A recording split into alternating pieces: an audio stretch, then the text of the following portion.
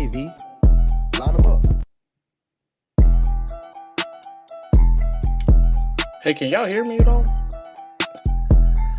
Oh no, something wrong with the sound. Can y'all hear me? What's going on, y'all?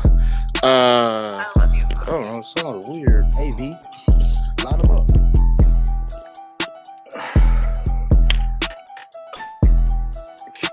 Hey, let me know if y'all can hear me. Can y'all hear me?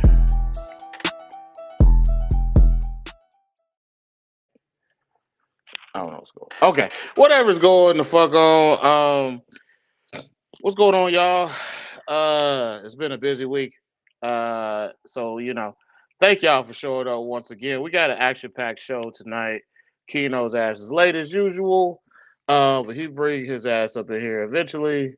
But shout out to everybody that's here so far. What's up, James, Dee Dee, Salad? Hey, Salad. I saw that picture that you put up of what a Neo sees with my big ass hair. Salad, you gonna stop fucking with me, bro. I got something for you, but you gonna chill out with that, Salad. Uh, what's up, Randy P? What's up, Mose and Tradesman? Who else we got? We got Noe, we got Cousin Earls, Dee Dee, Chris, Ro, Mike from 1776. What's up, y'all?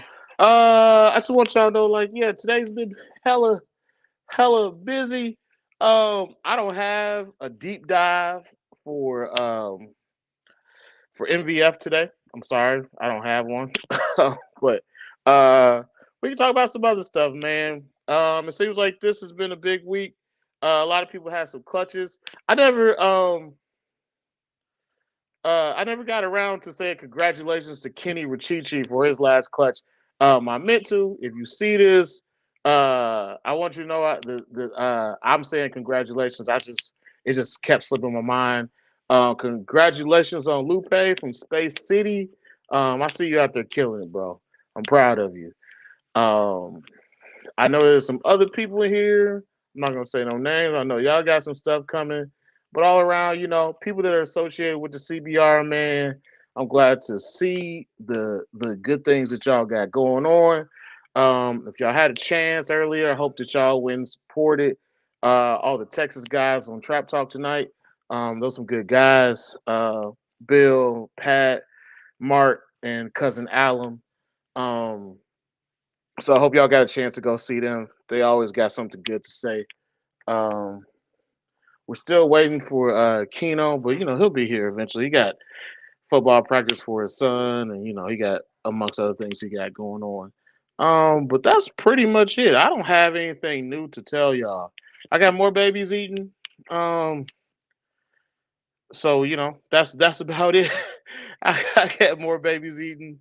So we'll see how that goes. But yeah, Trevor's looking like the type of guy who beats your grandma while eating a bag of Doritos. I don't beat anybody. I've never in my life beat an old woman. But you might be the first, Sally. You might be the first old lady I beat up, bro. But yeah, what's going on, Jeff? Man, it's always a pleasure to have you in here. Uh, what else did I tell you? Hey, man, if y'all know people in the hobby that they have a little bit of health issues or whatever, man, check in with them, man. It's people around here all over the place that they sometimes they aren't doing so good. Sometimes people that you don't hear from all the time. Like it's not because they're not on the internet for you to talk to all the time. Sometimes they really might be going through something. So check on your friends and family in the reptile hobby. Right now my house is a fucking mess. I'm finally getting a floor, so the journey for my house after the water damage is almost over. So that makes me happy. Um, I don't know what else to tell y'all. Um, hopefully, you see some good information put out tonight. If you haven't gotten a chance, go check out the last four keepers classes. There was some good information put out on those as well. Uh, yeah. What y'all got going on? Y'all tell me something, man. He says, "Been crickets over here." Hey, Earls, man, don't be talking about crickets, bro. You a hard dude to get in contact with. I want you to know that. I want you to ask like three people if they knew where Earls was. Finding you was like finding Osama bin Laden. You was in the cave with garter snakes, and you didn't want to tell nobody where you was at, Earls. So I don't want to hear about crickets from you. You just be hiding. Um, I know. This week, what was it today? I seen two people that are always that have been CBR from the beginning, and I'm pretty sure that they met through the CBR. But just seeing people like exchange animals and do things like that, that's awesome. And we want y'all to do more of that. We want y'all to talk to each other more and work together. That's always a wonderful, wonderful thing. I feel like the community that we have created here at the CBR is wonderful. I'm glad that we get to talk crazy to each other. Yeah, man. Sal's my dog, man. Salad can bother me anytime. I just be messing with him. I'm still kind of mad at you, Salad, though, for putting Guy Fieri hair on me. I'm still I'm still kind of mad about that. Like, cause I still got that picture of my phone. So every once in a while, when I gotta go look for a picture, I actually go past and see this picture of me with a Guy Fieri wig on, standing next to a truck. Like, I don't think I'm ever gonna really like properly forgive you for that one, Solid. But it was good. It was good, man. Um, what do you say? He said, "Love you clearly, not quit." Oh, thanks, Earls. I love you too, man. And your Jeep activities in the woods, man. Um, but yeah, man, I want y'all to keep working together with each other, man. There's some people that we haven't had around as much that we're trying to get to come back around more. There's some people that we want to come to the show. They sometimes when we talk to people that y'all see in the chats, man. Sometimes they may not feel that they have done as much as we feel that they have done. So always be out there, uh, showing support to your fellow keepers, man. You don't gotta always look at, when you talk about chondro keepers, they don't always gotta be the guy that's breeding the most snakes or whatever. Sometimes, a good person to talk to is somebody that that's right around the corner. They can give you some good information, or just, it just feels good to just have somebody on your side that you could talk to, man. Um, I was actually printing the holders when I ran out of green blood. Oh yeah. But yeah, if y'all hear my kids acting crazy, it's about bad times. So you might hear one of them screaming. Um, but yeah, so don't be alarmed by that. We don't beat we don't beat our kids. We don't beat both of them. One of them gets beat real bad. I'm just messing with y'all. He don't get beat. We should beat him though. He still wouldn't act better if we beat him. But we're gonna get our guest in here. And I want y'all to give them a warm welcome until Keno gets here. We're gonna let them give you their bios. So show some love to John Irby and Marshall Mendez.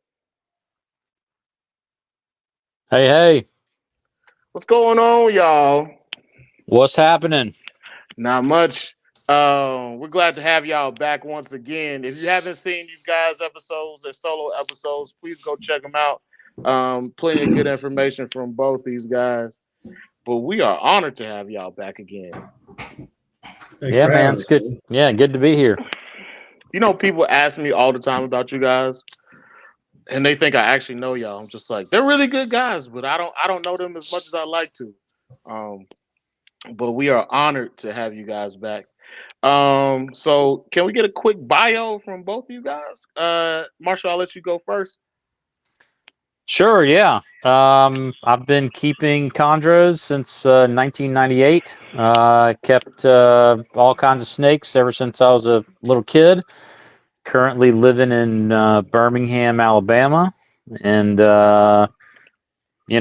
keep a varied collection of arboreals, ball pythons, couple of different colubrid species, um, some sand boas, a couple other random odds and end things.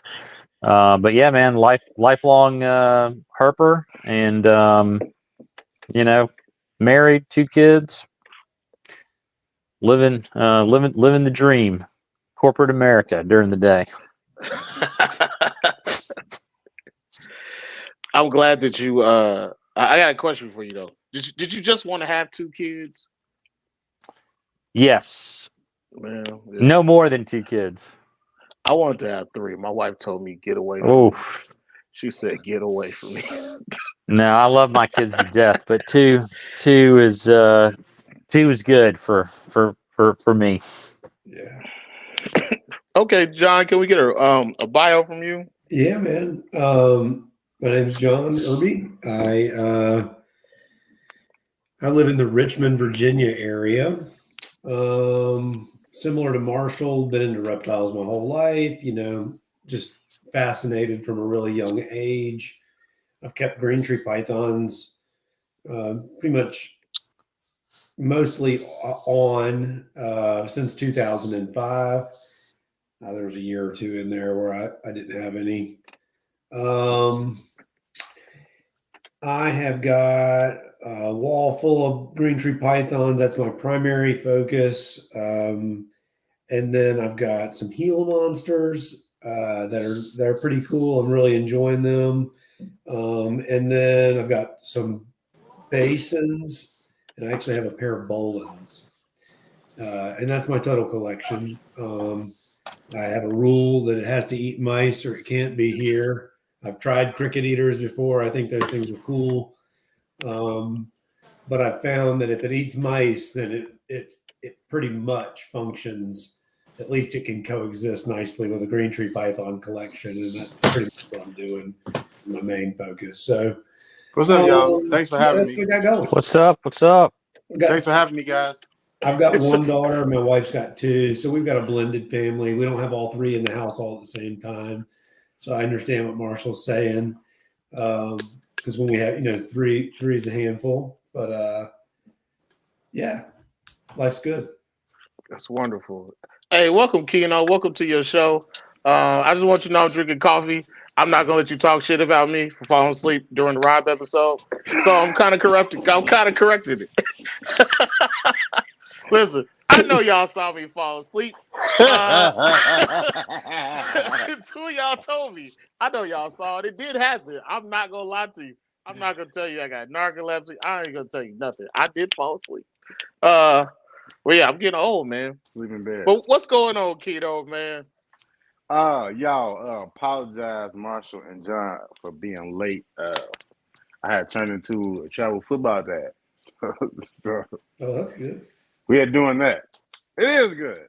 Sometimes. It's good, man. Yeah, I feel you. I feel you on that. So when you got to drive to the complete other side of the city, there.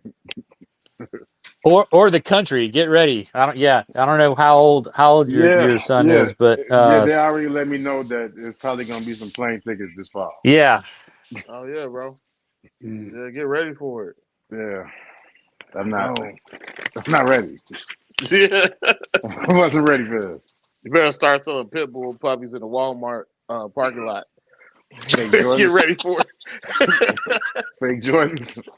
Fake Jordans. You're gonna have to do some scamming because that shit is expensive. Hey, speaking of, Marshall, John, y'all, y'all kids, do they do any traveling sports or anything? Yeah, my son plays Yeah. travel lacrosse. Mine do too. Both my kids do, son and daughter. They both play lacrosse? Mm-hmm. Yeah, so y'all know that. Yep. Y'all know. I know. I know all about it. Yeah. It's all good though. We love them. I mean, I hope you love them. You gotta love them. That's a lot of money. Oh yeah, it's good fun. Yeah. You kind of want them like doing stuff. You don't want them like sitting at the house like That's right. TikTok dances. That's Yeah, right. man. Man. It's a short chapter of life. If you really think about grand scheme of things, you blink and a decade's gone, and that's kind of that big chunk of time there. Yeah, man. Mine's about to go to got 1 more year of high school, then he'll be gone. He'll be out of the house. Is he going to play lacrosse in college? I don't think so, man. I was hoping that he wanted to. He's pretty good. He's made he's wanted to do it up until I don't know. He kind of changed his mind earlier this year, but Might have got him a scholarship. I know. Yeah. So anyway, Especially now with the NIL deals they got going on, he might have got paid. yeah, not for lacrosse so much, but at least he would have gotten his tuition paid, and like not only that, but I think that he's just going to go to I mean, not that there's anything wrong with just going to Auburn. That's what I did, but he lacrosse.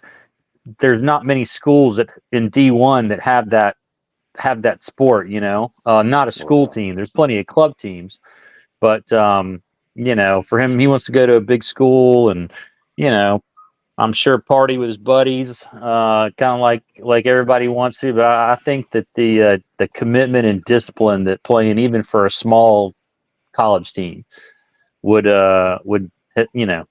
good. pay off better in the long term in life than going and partying at Auburn. But what do I know? Yeah, tell them don't be like me. Go and party, do all the parties, do all the things that the party's not supposed to do to yourself, and then end up in the army. Tell them don't be like me. As you were saying them going to Auburn, I was just like, I had this like, man, lucky. I had this like feeling of that he was really, I reflected back on those years. Yeah, thinking of girls and drinking beer. And, yeah, that's right. He was it's not just drinking beer. John Irby was out here young and wild. It was a good time. Those were the best. Yeah. Young, wild, and carefree, just like a Taylor Swift song. Just living it up, upbeat. Keno, you got anything else? Did you want to do any announcements? I mean, announcement me. Everything's going. So baby's eating. I don't really got no announcements. It's a downtime over here. I'm creeping up on the summer, so good. Just getting everybody fed up. That's it. Oh yeah, I was supposed to do feedings tonight. That did not happen. How are your babies you ended up with doing from this year? So me or Keno? Well, I was talking to I was specifically to Keno, but Okay. Yeah, both. Go ahead, Keno. So the baby's doing good. I had I was at 10. It was 17.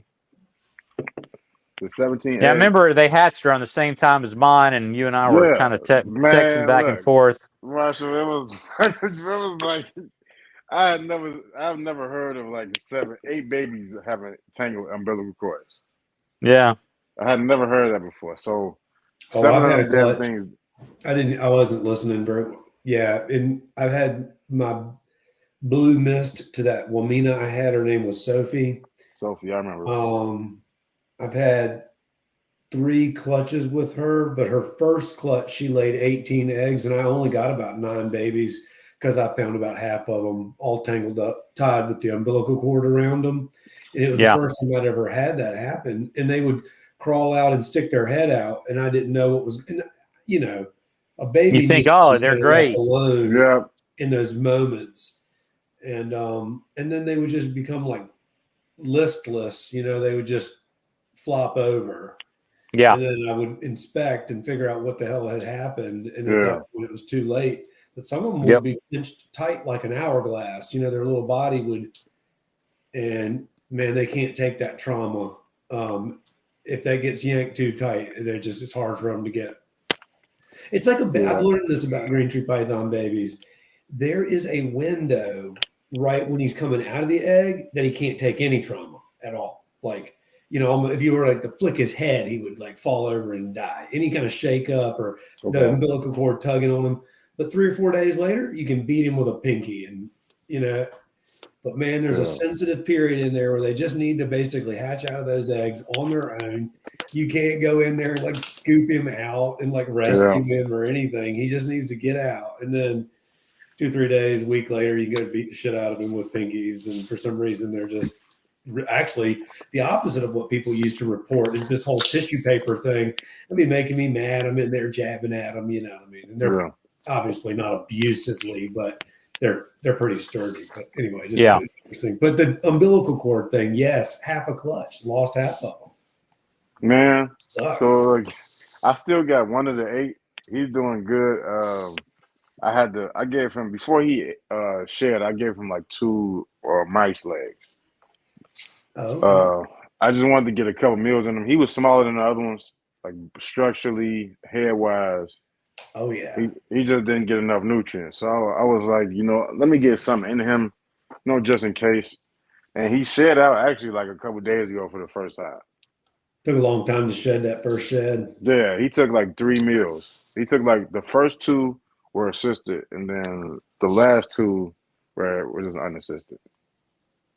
Nice. So I'm gonna keep him no matter what. I'm gonna keep him here. I don't know what's going on health wise with him. So I would just What you gonna name him? I don't know. Right now I call him Suture Man. You guys are gonna change. You guys eventually gonna turn into Sushi Man. But did y'all? What do you think led to both of y'all? What do you think both led to? Shit, the tangled umbilicus like that. I don't know, man.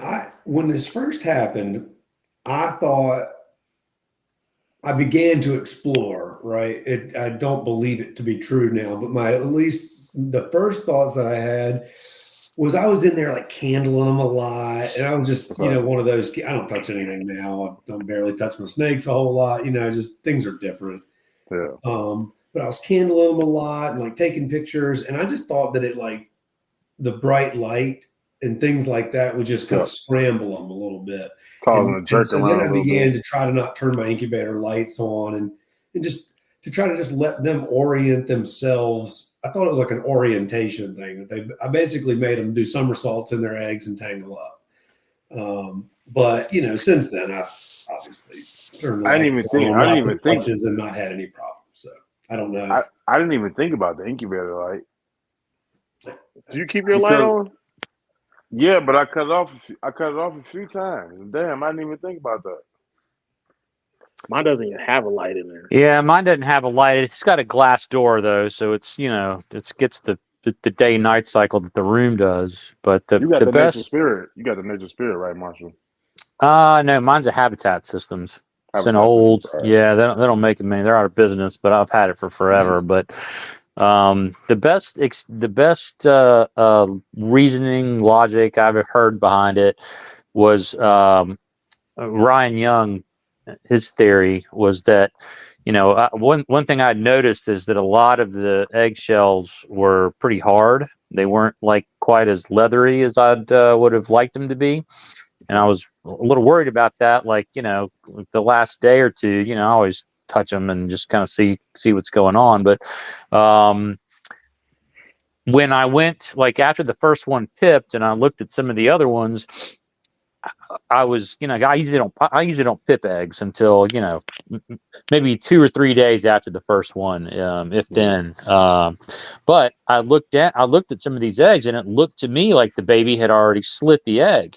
There was all kinds of like slit marks on the shell, but really they were just on the inside, and the snake never was able to slice all the way through the shell with its egg tooth.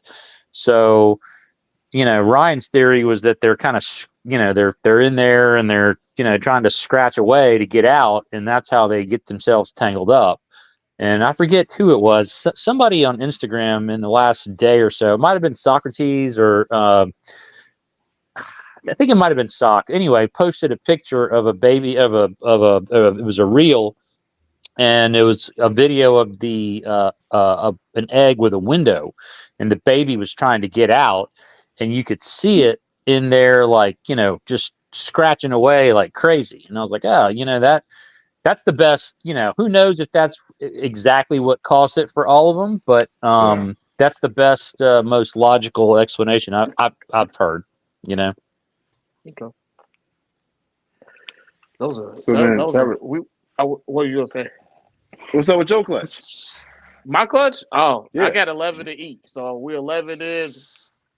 We're 11 in. How many more you got to go? 7. Nice. That's good. That's How many it. times have you tried? What? Which each of them? Well, I mean, have you been working on them for weeks, or is that one of your first few tries? No, so I guess we're like week like week 7 or something like that. So I guess that's probably around like 9 feeding tries, like 9 or 10. And you've still got 7 that you have not gotten meals in at all? No, they've gotten meals because I've assist fed them. I don't have any runners this time. The previous clutch with the same parents, I had a bunch of runners, but like I don't got runners. They just get real angry. They don't do. They just won't take the meals. But I got some promising ones, so I think that I'll probably get these to go in What do probably about a month. The 7 that don't take, you say they get? Do they strike? Yeah, they strike once I piss them off enough. So it's coming. Yeah, you just gotta try to get the feeding heads and the stuff like that is a trick. You know what I mean? I go to like half pinks.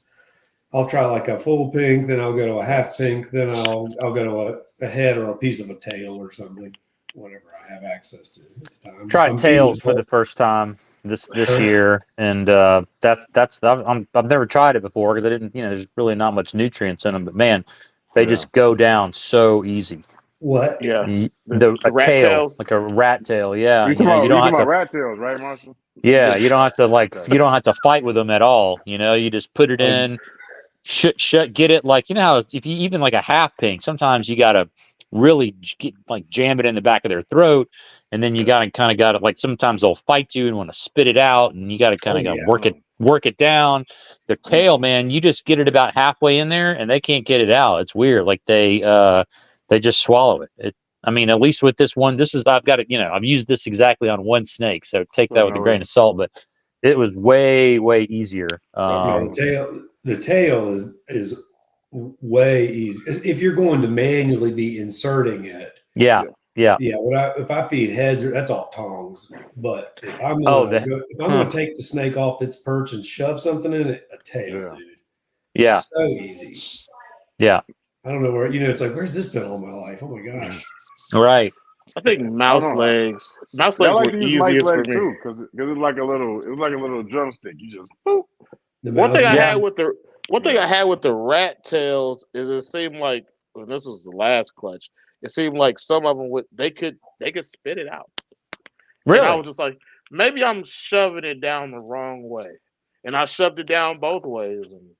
And some of them just do fat end first, so that the hair. At least this is what was described to me. So that the hair goes that way, and then, man, I'll be honest, man, you can put a pretty long piece, and you can just basically just thread it into him and just get the job done. You can take a couple of inches of tail and just zip, zip, zip, and just once it slips past the friction point, you can thread a few inches into him if you want. You can just shove a big. Maybe that was the issue that's been giving you trouble, and then leave him alone for a while, and then go back to hitting him with the tongs and trying again.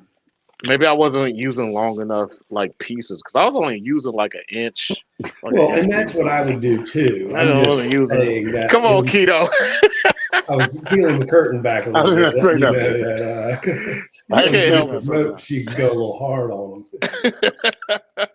Listen, you gotta watch out for Keto. That's Mr. Iggy Window right there. All right, so my standard public response would be start with about an inch. That'll work. Okay. All right, so y'all ready to go? So you gotta give them an inch at a time, John. The way this is gonna go is gonna be 3 minutes at a time. So you're gonna go. The first person is gonna go. We're gonna let Marshall go. They're gonna switch to John, and then we'll both converse with you after that point. But it's gonna be seamless between Marshall and John. I guess the first question up, we got some new questions. So the first question up, what you got to do, Rag, Shorty? You said, "Oh man, I forgot." No, leave it on, bro. Dang. Leave it on. Leave the do-rag on. I forgot. Take it off, bro. I forgot, man. I forgot I had my do-rag on. Listen, man, I saw one of those Harley Davidson Hulk Hogan do-rags, and I thought to myself, maybe I could rock it. Maybe I could rock a Hulk Hogan do-rag.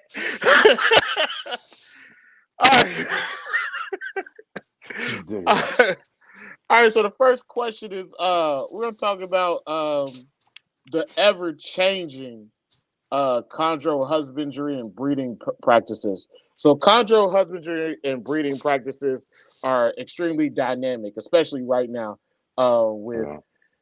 IG, Facebook groups, what have you, shows. So how do you guys deal with these methods constantly changing? How much of it do you adopt? How much of it do you just leave up to just a trend and you leave it alone? And how much of it do He you just do. like how much of this is just you sticking to your guns? So we're gonna start with you, Marshall, and your 3 minutes starts now. Um, so I pretty much have changed things very little since I started.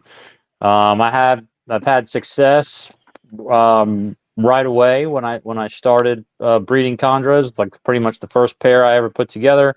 It was one of those kind of beginner's luck things where first clutch went perfectly. They all hatched. Most of them ate.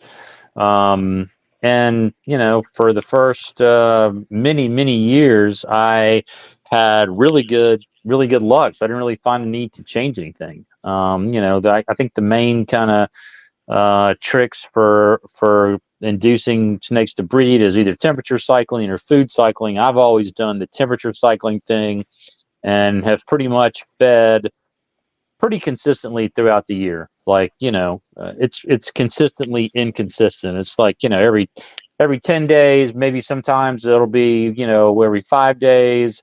Just kind of like whenever I have time and whenever, you know, sometimes I'll look down and it's been 3 weeks and I haven't fed. So, but I've never really tried to, uh, you know, okay, I'm not going to feed for this 90 days, and then I'm going to start ramping the food up, and then I'm going to put them together at that point.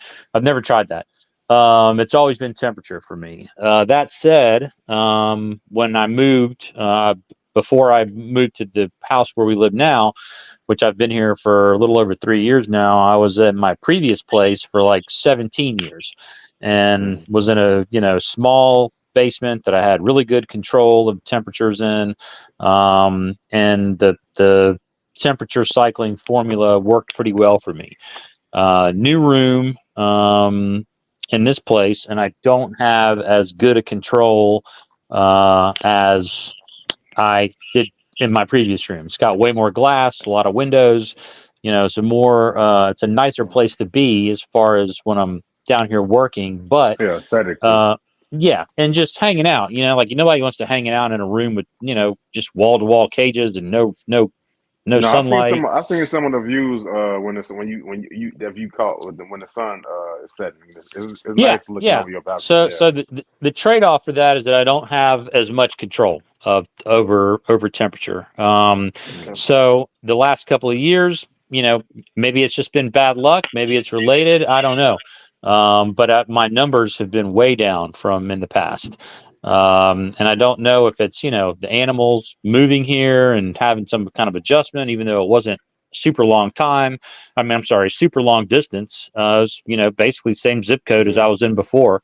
But just, new room, different parameters. So that said, I'm going to try a little food cycling this year and just see if that, see if that changes anything. Not going to Okay. dramatically change anything, but just start to maybe use a few ideas from that and apply it and see how it goes. All right, that Hey, was sorry, a good. We got just the to end open up, period.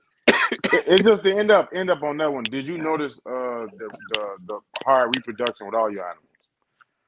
No, just chondros. The ball pythons hadn't Okay. skipped a beat. Amazon tree boas hadn't skipped a beat. The basins, emeralds. I won't say Nobody they hadn't skipped but the skipped a beat chondros. because I hadn't had, both the I've had the basins don't seem to have been affected other than I had a really shitty litter this year. But as far as the breeding and, the snake was in the same conditions last time too. So, but yeah. Okay. Thank you for that, Keno. All right, John. We're gonna switch to you. You got 3 minutes start now. Let me see. So, I guess the question is, how do I keep chondros? Is that kind of what I'm getting at? No, the question is how much how much Oh. new information do you take on as this Come back trend on. and things like that? A little. I've morphed a little over the years, and there really is two, in my opinion, there's kind of two distinct Who's that? camps. More. There's the old school camp that does the 78 degrees on one end and the 88 degrees on the other end, and just a big wide gradient. And those temperatures could be a few degrees different. They could be 80 and 90 or 80 and 85, whatever. Anyway, but a hot end and a cold end and that kind of thing, and relatively high basking temps. And then the new way that you see people is a lot of ambient, much lower basking temps, things like that. And so anyway, I am not all the way over there. People, they reach out to me and they ask me like for chondro advice. And sometimes they're talking to me about their basking temps are more like my cool side temp. And I'm like, well, we just keep chondros like fundamentally different. I have tempered my basking spot temp a little bit over the years just because of acknowledging successes that I've seen in other people that are doing things a little different. And I've just realized and can agree with that we likely keep chondros just generally a little warmer than they need to be. And also just me watching them behaviorally, they don't go over to the basking side a whole lot. They really live in that ambient temp. And so whatever that is over there isn't really all that important. They just use it occasionally. And so it's like they have the temperature that they live in, and then they have access to warmer than that. And I don't think the chondro cares if it's 87 or 86. They don't give a shit. It's just, I live over here, and then I occasionally utilize this to get something done. Yeah. And so that's kind of like some of my philosophy there. With that said, I keep green tree pythons these days in cages with the panels in the center, but it's not any different. So it is kind of a hybrid between, my temperatures are more like the warmer stuff. I have like basking temps of like 86 degrees, but my cool side temp, again, because the basking temp I don't think is all that important. Like when people be like, I keep chondros at like 86 degrees. I'm like, well, what do you mean by that? Thermostat setting, basking temp, air temp, when you shoot the snake or when you shoot the perch, you can't just have a singular number and like describe anything accurately. And so anyway, my snakes, when I say 86, that's me temp gunning them from like underneath or straight on, not really getting that. So 85, 86, maybe. I don't really go much warmer than that. But then on the cool side, they're sitting at about 82 degrees. So it's a little warmer than a lot of people keep them, but I have night drops on my stuff. And what I'm doing there is I'm going for a daily average temperature of 80 degrees. And that's some Terry Phillips stuff. So I guess as I describe all of this, I've just formulated my own path and then just kind of built together my little thing in the way, I guess, like everybody does, and things that I thought that made sense. And just kind of, but at the end of the day, it really is. I got some warm temps and some ambient temps. They're pretty much like everybody else's. I don't do the whole like just ambient temp thing. I'm a basking spot and cool side guy, even though I have my basking spot in the center. Yeah, I'm willing to, but I'm willing to, like, in regards to, do I pay attention to new ways of doing things? I think what I just tried to indicate is I take little bits and pieces of it, but what I've got going now is my thing and it's successful for me. And so I'm confident. I'm confident in my little system. And so other than like listening a little bit, I'm not changing much. So how often do you guys try out new equipment? Is it just when you have to, or do you guys ever see equipment, just new things that you're just like, I want to change this? We'll let Marshall go. Man, I have not.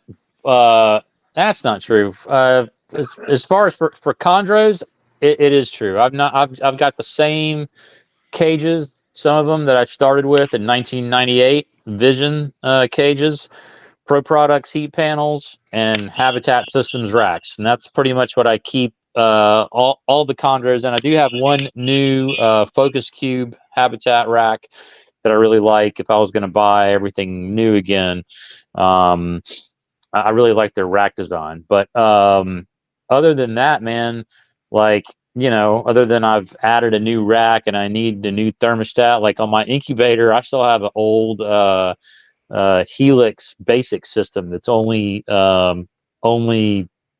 adjustable in 1 degree increments. And then I also, like, for running my room, my big like 1500-watt Helix, it's got the old screw, like, you got the little tiny screwdriver. You have to twist the screw in.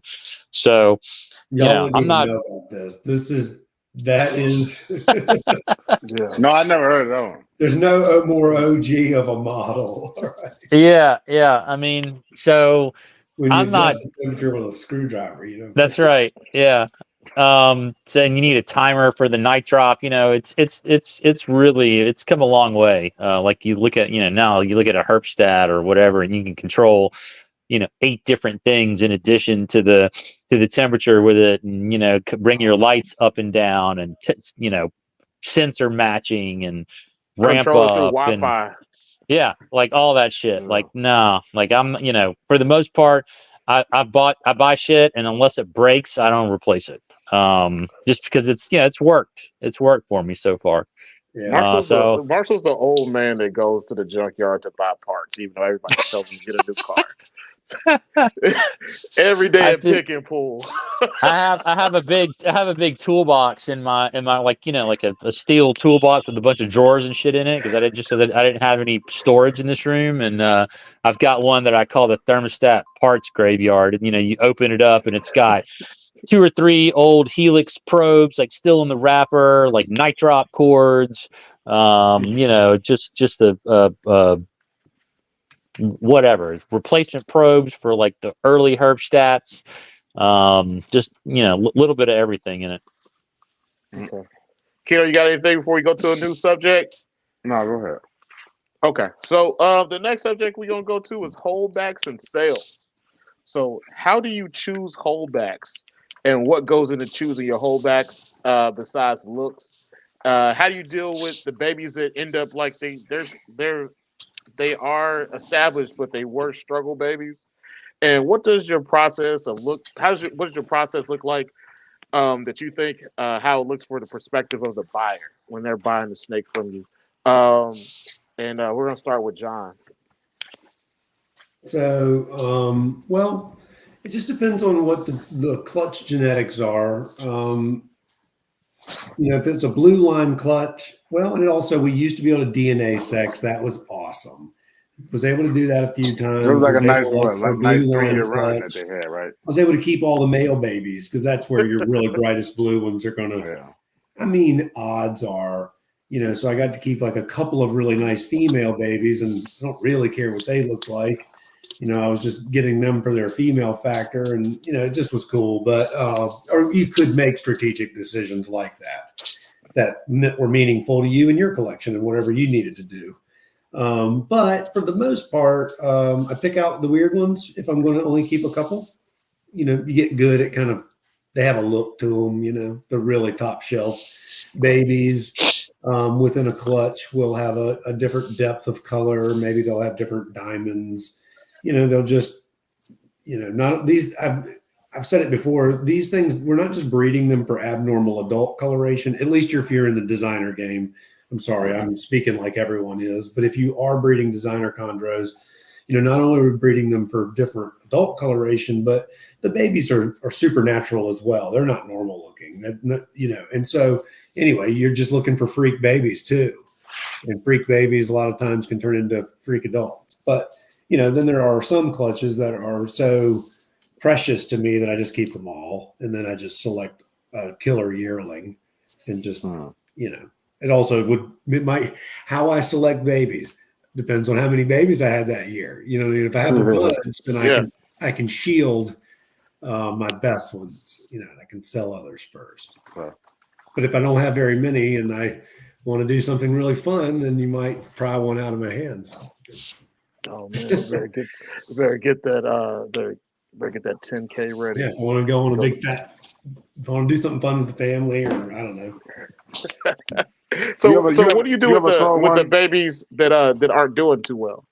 Like, it takes a while for them to get established. Well, I mean, if they turn into normal babies, I mean, I'll sell them. I don't have any problem with that. I was hearing you talk about you had a little runt that didn't. I have one, man. This was the smallest. This baby was 4 grams. I mean, and at that point, the scale might not even Wow. accurately weigh it, right? It's like a single gram is 25% of its weight, when you're talking about a 4 gram baby. So one extra gram is a significant size increase. So anyway, but its head was all super weird shaped. And, but man, it's like, is it a runt genetically or did it just not get its yolk? And in this case, it didn't get its yolk, but it was as feisty as it can be. I've had to like feed little bits of mouse tail and stuff, but I've never had to tease it or anything. It just feeds aggressively, and its head, its skull is, it looks like it's on its way to being a normal baby. And so it wasn't a runt or a problem feeder. It just is going to need a lot of time because it came out half sized. It's tiny. So anyway, so there's cases like that, and I would just speak to the people transparently. But if it looks like a beautiful animal when it's a yearling and it's equal size and it's transformed, and I feel solid about it, and I have all of that history with the animal, and I can stand behind it, yeah, I'd sell it for sure.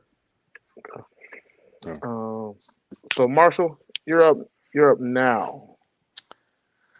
Well, for me, it's been really easy the last 6 or 7 years because I don't think You I've don't sold a sell nothing. chondro You in don't that sell long, nothing. in the last just- 6 or 7 You years. just hoard them like Um, Scrooge McDuck.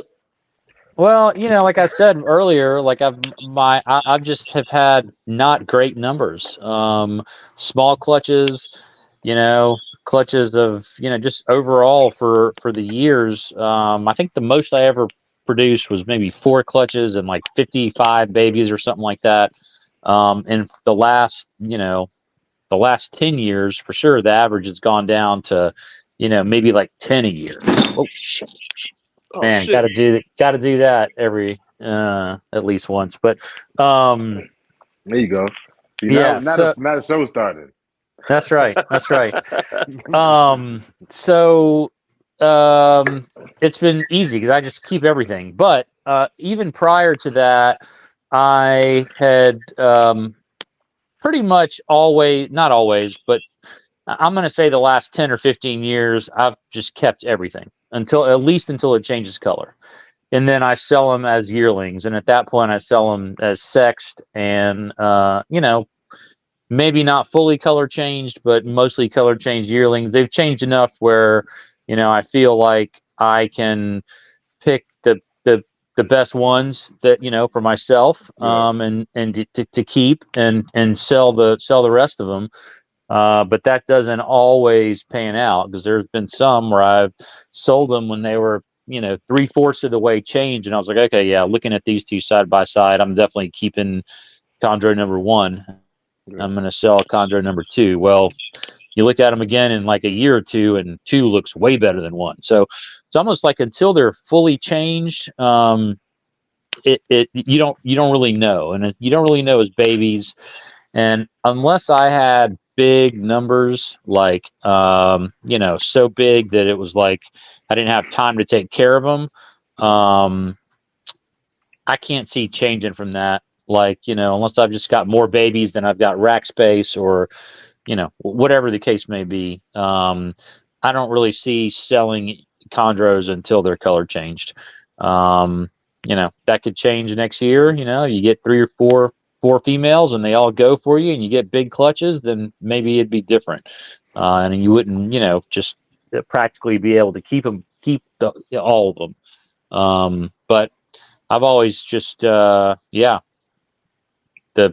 selling a couple that, I wish I would have held on to, I was just like, screw it, man. I'm just going to keep every single one from now on. And I've been able to do that. But again, it's really because I've had kind of small numbers. But if I did sell them, to the question of picking them, like John was saying, the freaks are always the cool ones to keep, the unusual looking ones. But I've I had to agree. go the other way too, where the more Gotta keep the plain looking freaks ones around. as babies end up being the adults that you want. So there's really, baby color or pattern has had, sure, certain bloodlines you can, obviously calico, the dark maroon with the orange markings. Those are the ones you want to keep. But not, not always. It's not to say that the one that's got white markings and, heavy markings or light, there's just no way to tell.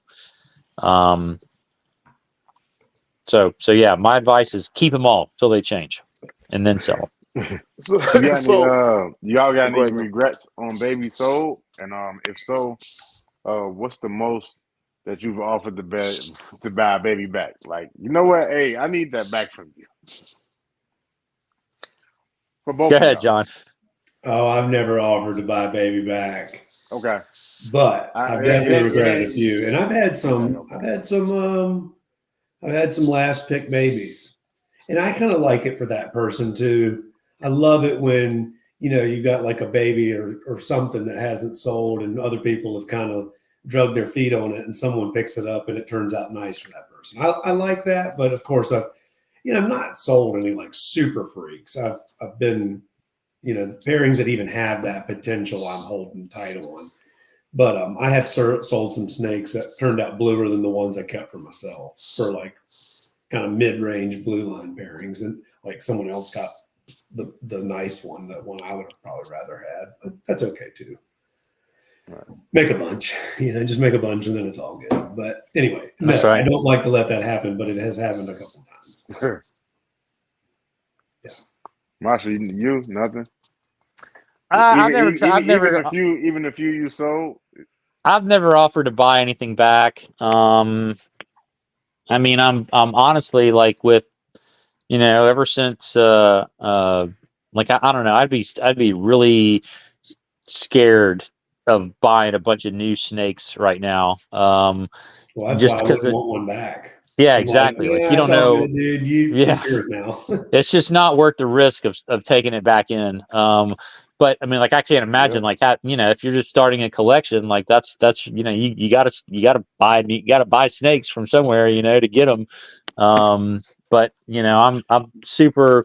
This is a pretty closed collection. I mean, I have brought in new ball pythons over the last couple years, but like after, even on a ball python 6-month quarantine, like a green tree, I just, for me doing all the nido testing and doing all, it's just not worth it. Eventually, if I decrease ball pythons and I start ramping up and just focusing more exclusively on chondros again, then yeah, I'll want to get some new bloodlines in here and I'll have to deal with all that. But it's just it just seems like such a pain, man, compared to how it was when I was first starting and buying things. Things were way more readily available. Yeah, you could get on a waiting list, but it wasn't like, like sometimes, man, like now you just got to be at the right place at the right time to get snakes, or you've got to have deep enough pockets to where you just say, hey, man, like, you start throwing money at people. And, when you do that, everything's got a price, I would say. I don't think anybody, I'm not going to say anybody because I don't know everybody, but it seems like, most people would not tell you that there's no price on this snake, that you couldn't have it. You know what I mean? Everything's got a price.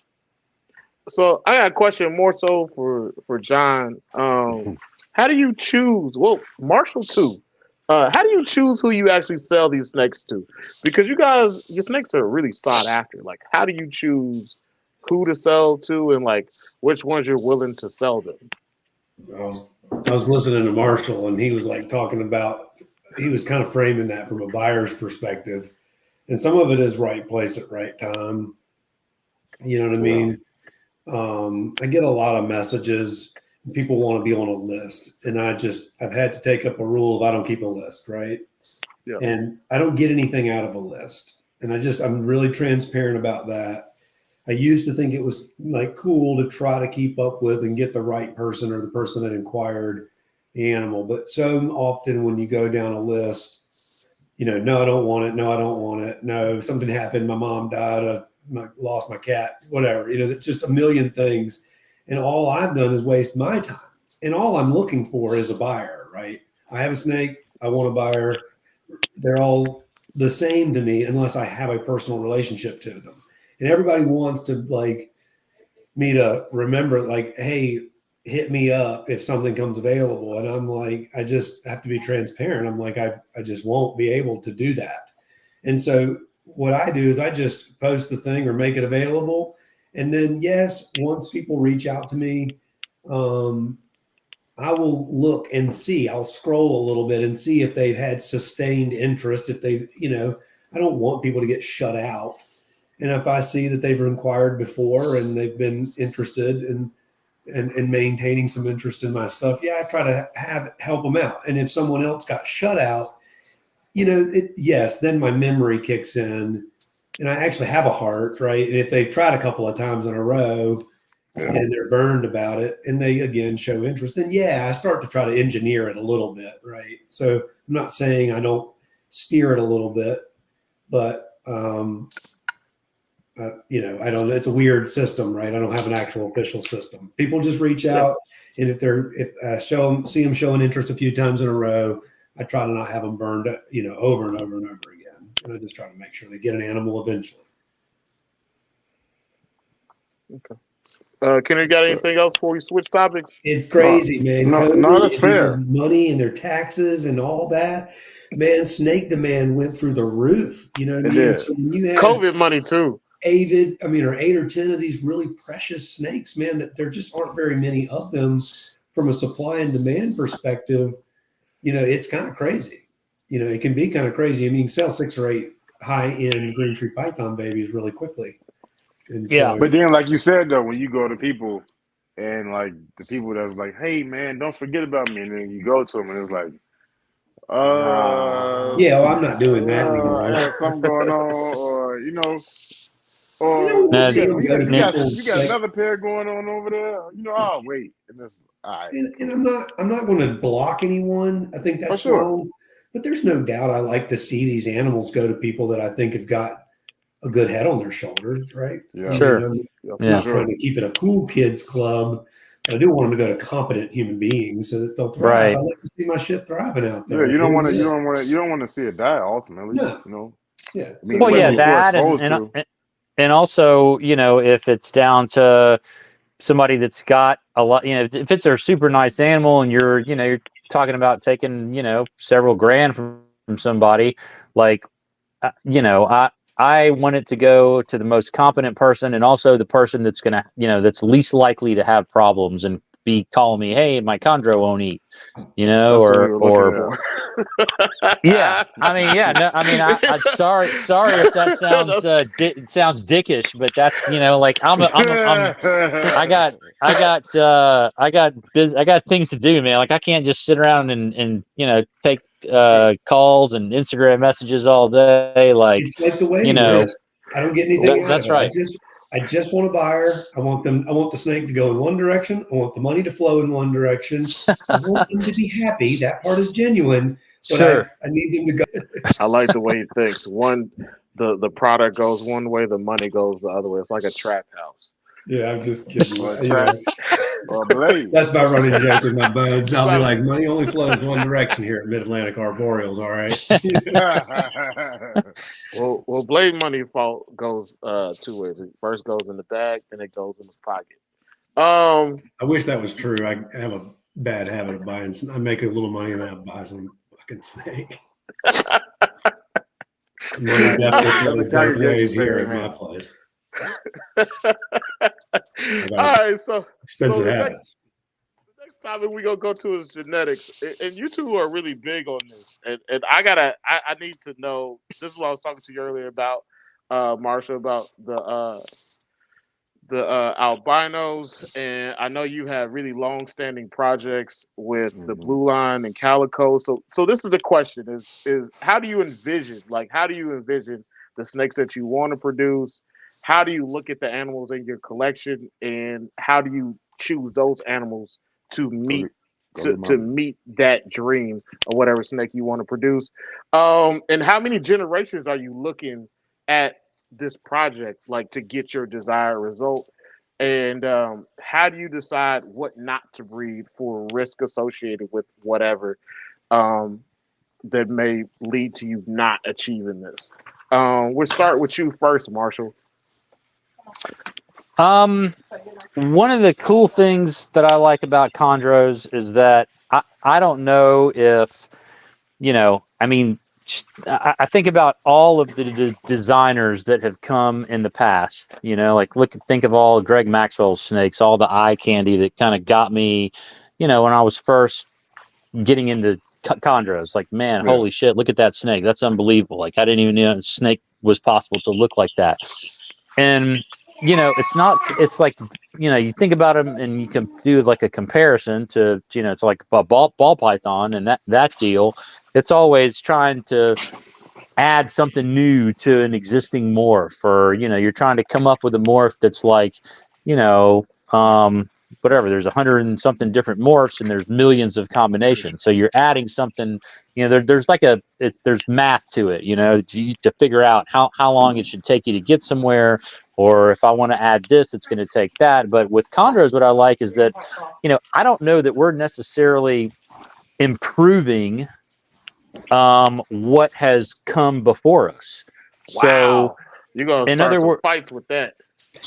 hey, bring it on, man. Like I just think about all of the crazy calico, and like I look at Christian, like Christian Stewart stuff, John stuff, Bill Stiegel stuff, like those, like, can you really look at the newest high yellow calico, like typical calico animal, and then you go back, I guess it's been 20 years now, and look at an animal from Greg Maxwell. I mean, is the new snake, is it better or is it different? Like, people gonna fight. like say that. I don't think that they're better. Honestly, I really don't. I think that they're different, and I think Why that do you think they're not better? What do you think has led to that? I don't know. That's a good question. I mean, I feel like just the genetics, there's so much unknown about them, and it's not just like a simple recessive, incomplete dominant or combination kind of deal. Right. It's a polygenic trait. They're polygenic traits. And there's just so many things that we have no clue that, I mean, like how many times have you heard of people putting two green snakes together and coming up with something crazy? I mean, it's just that it doesn't happen in other species. For some reason it happens, or, other species that we know about that are, people commonly work with. But for whatever reason, man, the chondros, they're variable. They're very variable. That's right. So And So They lend themselves to then being teased and extracted out all this coolness. So we'll start with you now, John, since you already started.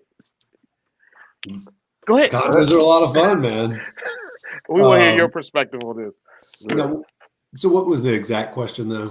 So it's about genetics and like how do you look at it as far as what you really want to produce over how many generations? How are you looking at your collection to meet that goal? Well, and then let's also expand that to add what Marshall just said about what do you think? Yeah, how that's do you great. think He made a great the point. newer, the newer generation? Do you think they're pushing the envelope as far as genetics? Yeah, I think they're fun and exciting, but he made a great point. And I'll talk about that in a second. Yeah. I'm selectively breeding stuff. I love the pedigrees. I think that's one of the fun things about it. I like, it's just my mind enjoys that or whatever, or just seeing it. I think it's a really impressive project to be a part of, and like, wow, I mean, we've just, we've really kept up with this for this long, and this is really interesting. And so I love all of that, and I really like line breeding, and it clearly does make these things occur more often, right? Like it increases the odds of all these things occurring, this variableness in chondros. So it's cool. I like, it's a really fun project to be a part of. I think it's also, like Marshall said, because you can't kind of crack the mathematical code on it, it gives you this just endless pursuit. And it's a really cool project to be a part of. Like you can actually like really comfortably feel like, man, I can work chondros and just work the colors for the rest of my life, and like you never max it out or finish. So that's kind of cool. They really are a great long-term project. They're fun. Like Marshall's been working on this albino thing, and that's you just work a project forever. So that's cool. I like that. I don't want the hobby to like lose its thrill quick. It's a slow burn, and that's cool.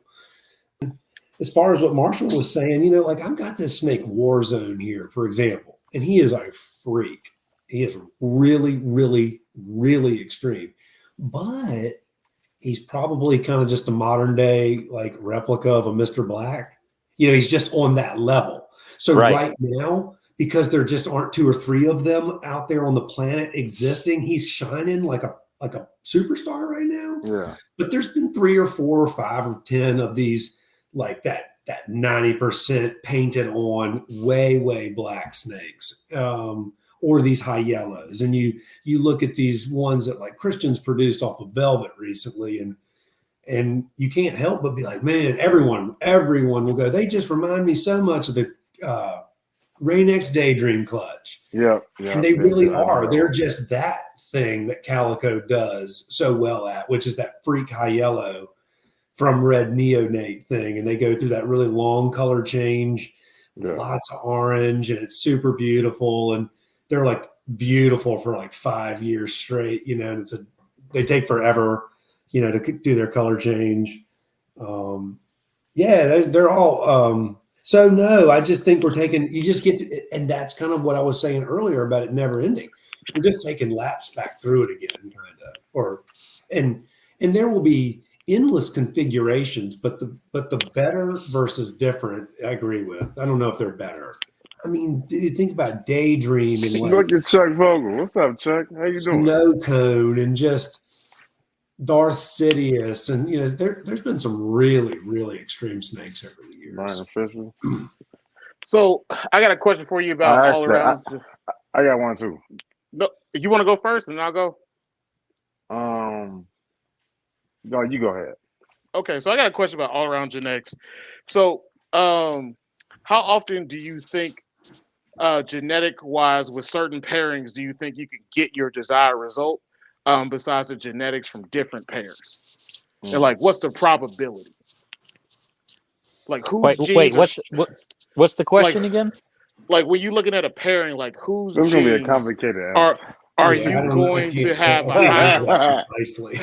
Are you going to have a higher probability of getting your desired production between a different pairing? Like, which parent do you think has the genes to do it? Some lines are more spicy or potent than others. Like Calico can really push through. I also don't see a lot of need for line breeding in the Calicos. Even though Calico, like Daydream and Cal Jr. looked like they were a match made in heaven, they really weren't related at all. So the blue stuff seems to be line bred. Some lines can just explode. No matter what, they just have a lot of spark, I guess is what I kind of call it.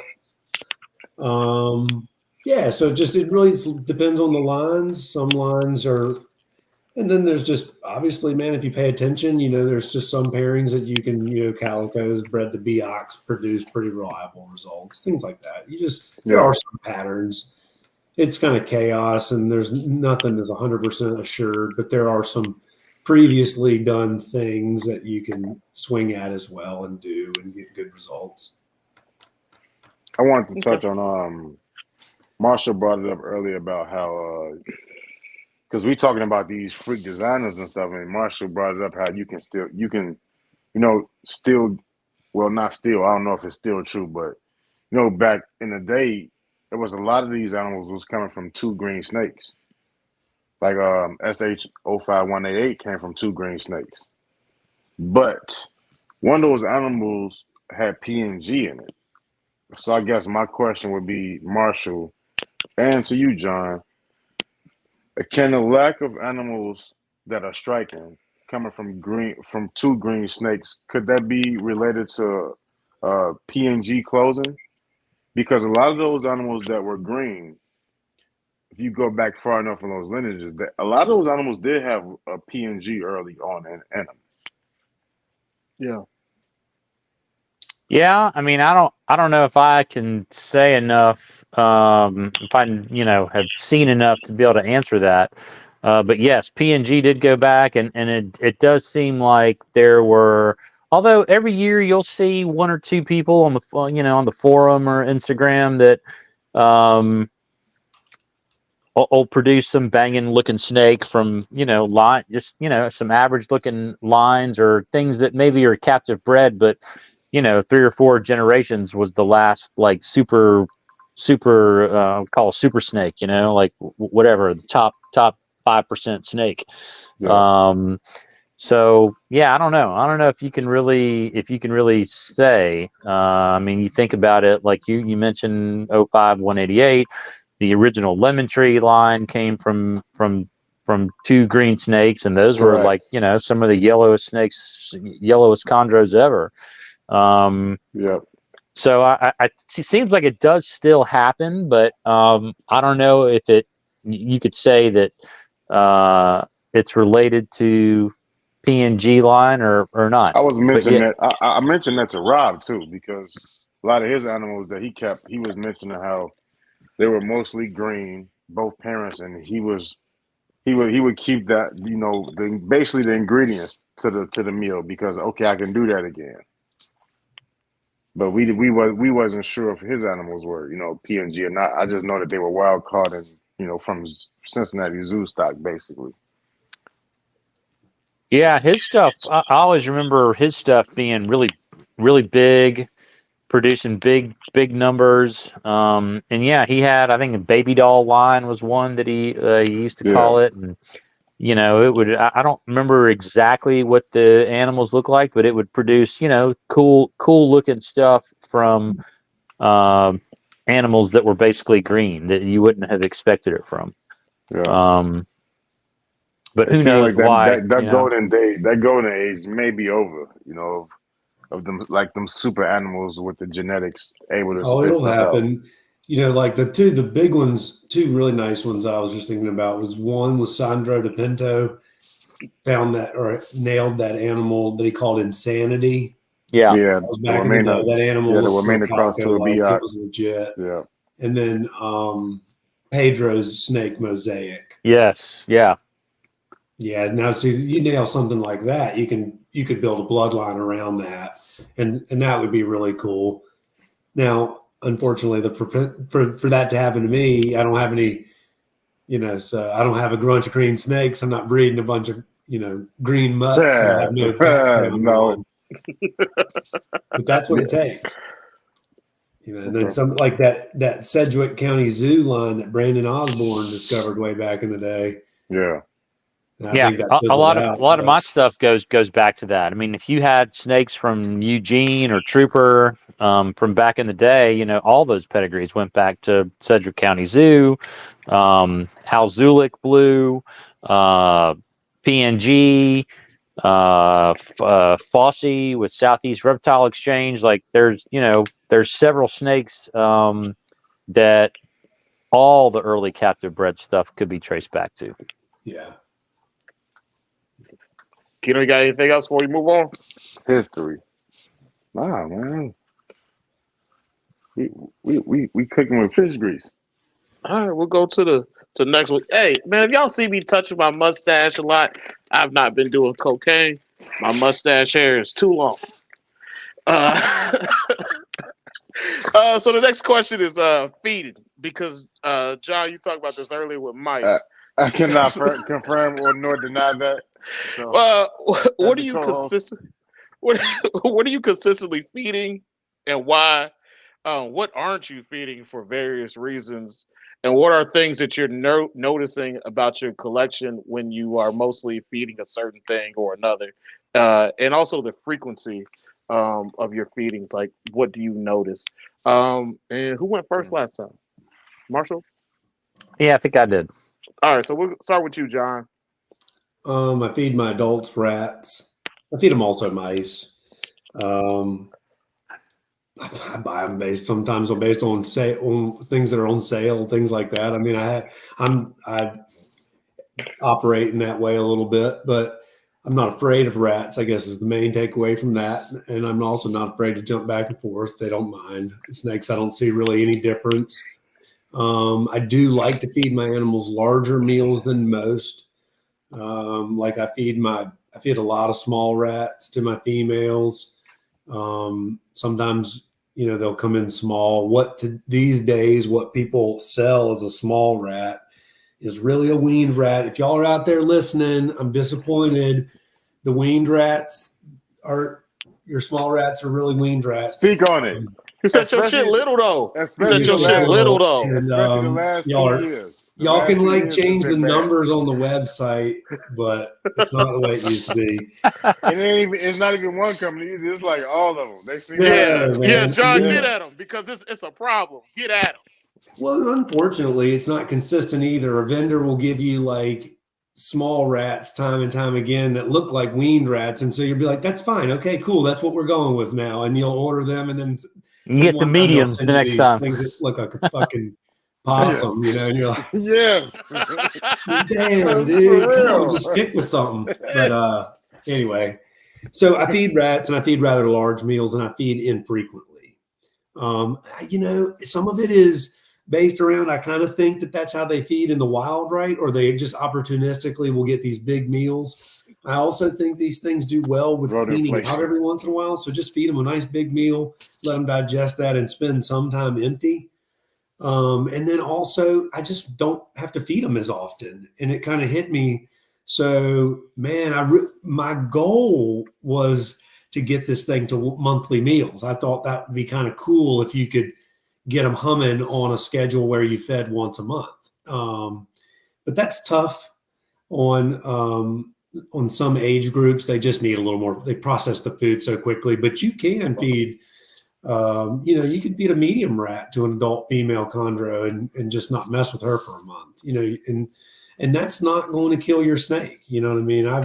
I've had people that are like, we went down this path of No, I do that. I do that. John. small Especially mice to and all these little especially to things, the and females. it's Yeah. just not it's not necessary.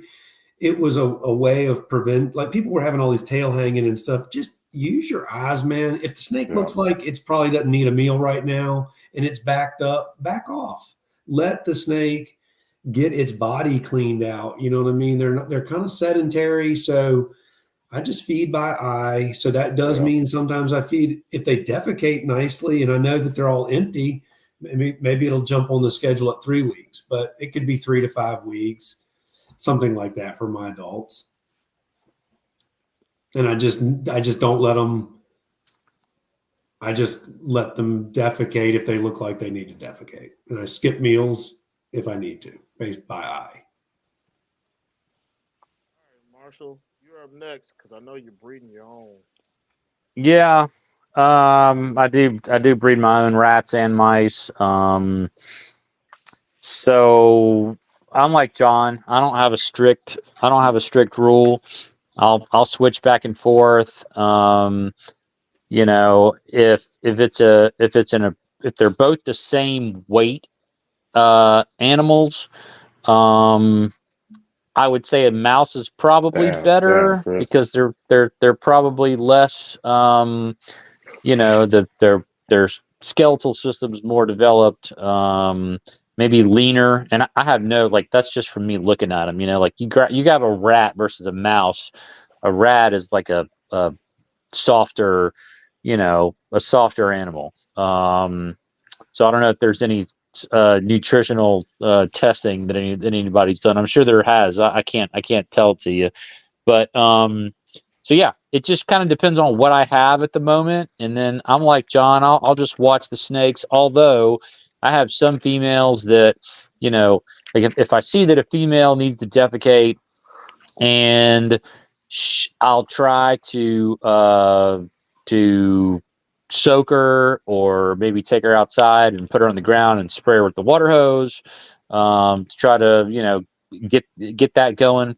If they don't, sometimes I'll stop feeding them for 6 weeks or 2 months or whatever, just until they shit. I use whatever reptile scan just to keep track of. I don't keep track of like sheds and things like that, but like for chondros and most, I keep track of most feedings, and I'll keep track of defecations too. So I will say that before, like I don't have it on the cage, so it's almost better.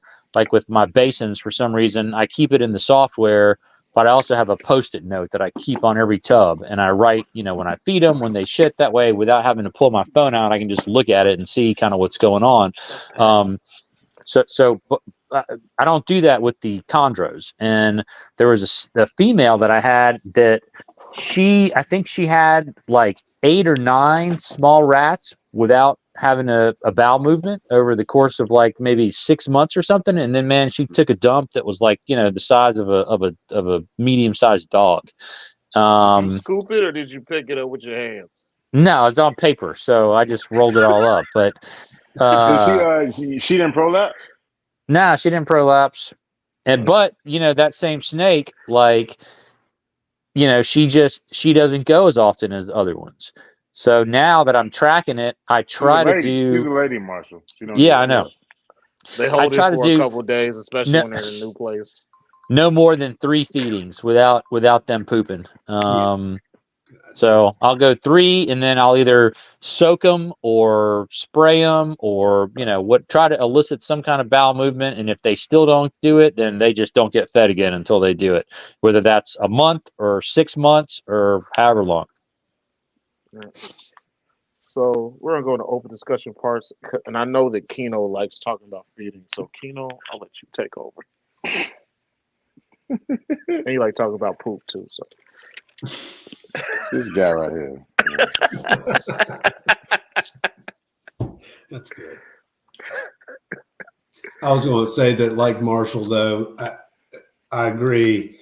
I feed mice from every size up to about a weaned rat, and then switch to rats. Mice, size for size, up to that point, are a more mature prey item, and they're going to have but once you hit to weaned rat size, and he's weaned, then he's got the full skeleton too, because he's a weaned animal now. And then from that size forward, I switched to rats. Even pups too. You don't feel like the way about rat pups? No, I wouldn't. I'm not saying I wouldn't. Right, a snake. It's not going to kill a snake. I'd burn them up if I had them. But I would. It's not a part of my regimen. I don't ever buy rat pups for anything. Everything feeds mice up through. And then I switch to rats up through adult mice. And I'll feed some jumbo mice too if I get a good deal on them or something like that. Again, but it's not a part of the regular thing. I just know that jumping over there a little bit doesn't hurt them at all. So I do feed some jumbo mice and some weaned rats. But then I also feed a lot of small rats too. You ever try hamsters? Mm-mm. You should try it, especially if you're a person who doesn't really like hamsters. And I would feed some. I'd feed some African soft furs, man. I used to. I could get them from like one of the normal vendors, but now they're tough to find, and the vendors really put a pretty high price on them. Travis was like baby Michael Myers. What's you doing, man? You know what, John? You're right. You know what? I'm gonna say this about the soft furs because you're right. But you know what I've also been realizing? It's some people out here like trying to feed. They're trying to go out and breed the hairless rats. It is weird. Like it's switched because for a while it was just like, oh, everybody's feeding soft fur, and now there's a bunch of people telling me, oh, well, I don't got anything right now. All I got is the hairless. So that's what I'm trying to get going.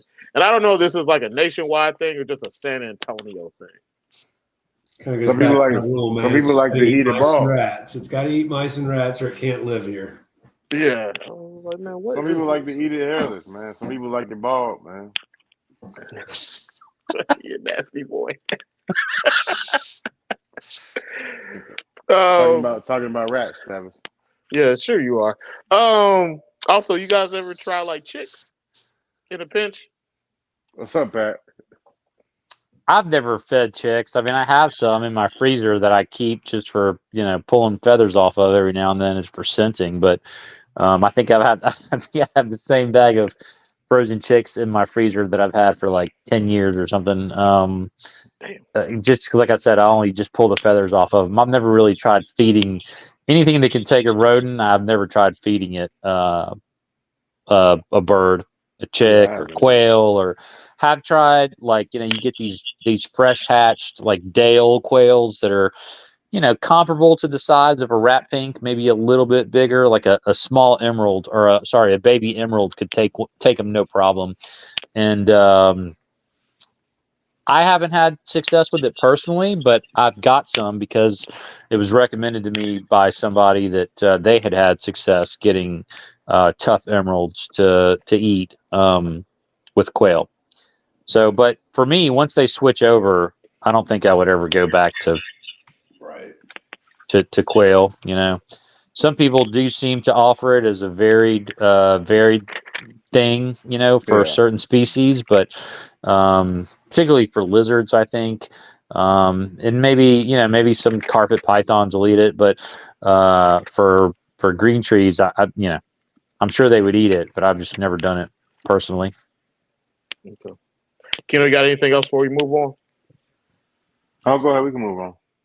Okay, so I want to go back with you guys to your early days. So in the early days of you guys keeping chondros, when you guys first started, what were the type of animals that you were seeing that you were actually able to get your hands on, the animals that you were hoping that you could get your hands on, and what was the type of equipment that was easily accessible to you that you figured out that you could work with?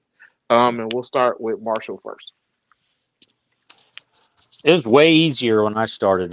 You just go to the store with a nickel and buy a chondro, huh? I mean, yeah, pretty much compared to nowadays. You didn't have as many people having success with them, at least not on a scale where they were, where they had availability. I mean, like when I got into it, you had, Eugene, you had Trooper, obviously Greg Maxwell was when I was getting into it. He was just kind of starting to produce stuff. There was people that had one-offs, like Nerd is who you would go to back in the day for any import stuff, Bushmaster. And but yeah, it just seemed like there was a lot more availability of captive bred stuff. It wasn't as expensive as it is today. I mean, like now you talk about a captive bred compared to an import and the price. I mean, I think, no one's selling captive bred cheaper than what? I have no clue. $1,000, $1,500 probably is what I would think they could probably get for minimum for any captive bred healthy green tree today. Yeah. Whereas, back when I started, you could get captive bred almost for the same price as imports. It was like $500-$600. Yeah, or less. Yeah, it just depends on, if they weren't any special bloodline or anything, get them for $350, $400. So that's changed a lot. As far as equipment goes, like I was saying earlier, man, I still got some of the same shit that I bought in 1998. So equipment wise, I don't know that it's changed a ton. That's one of the things that,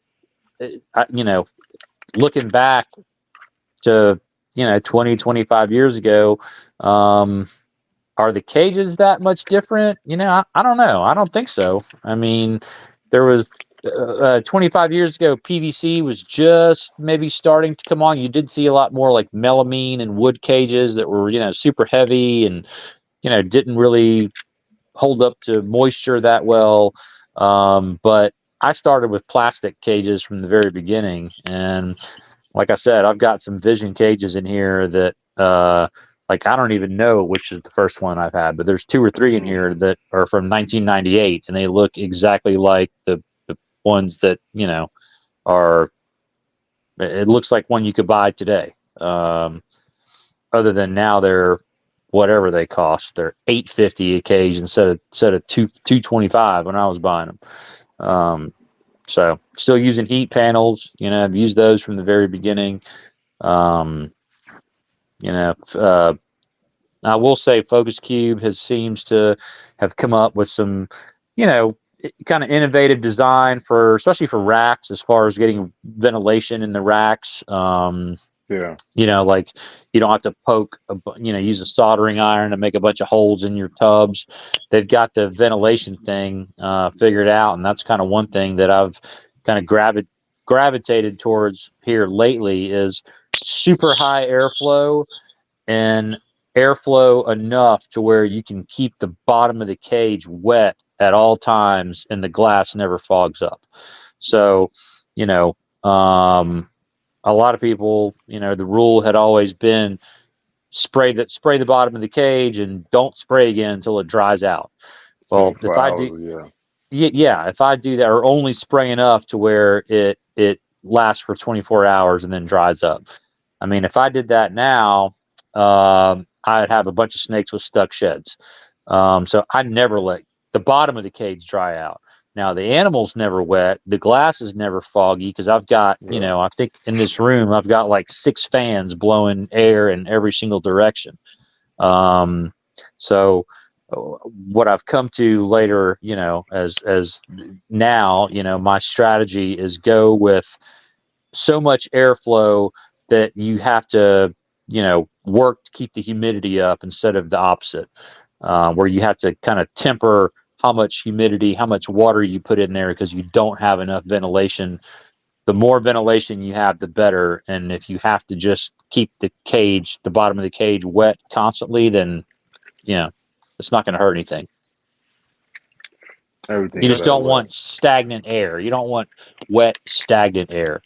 But if it's moving and, you got good ventilation, then keeping the bottom wet is it kind of takes the not guesswork out of it, but it takes it to where like you don't have to do it every day. Yeah. Like I'll spray them and it might take 2 or 3 or 4 days for them to dry out. So yeah, that's what I got. Keep that bottom wet. Keep that bottom. I was about to say something else. I'm not gonna say that. John, you up, man? No, you behave yourself, Charlie. What Marshall was talking about reminded me a lot of. I went and saw Ed Marino's collection of all his basins, and whenever you talk to Ed, he'll say, "I keep my room like a big cage," and it's, you don't understand what you're like. He's like, "Oh man, I keep them like they're in like one big cage." But what he's meaning is what Marshall was talking about: lots and lots of ventilation on the cages themselves. But the room is rather warm and really, really humid and a lot of airflow. And so he described it when I was talking to him and walking around looking at it all. He was like, basins like very humid air, but they like very fresh, humid air. And that's the challenge, right? And so Marshall was just talking about that same thing. If you have a closed up box, you can make it really humid, but it's not really great.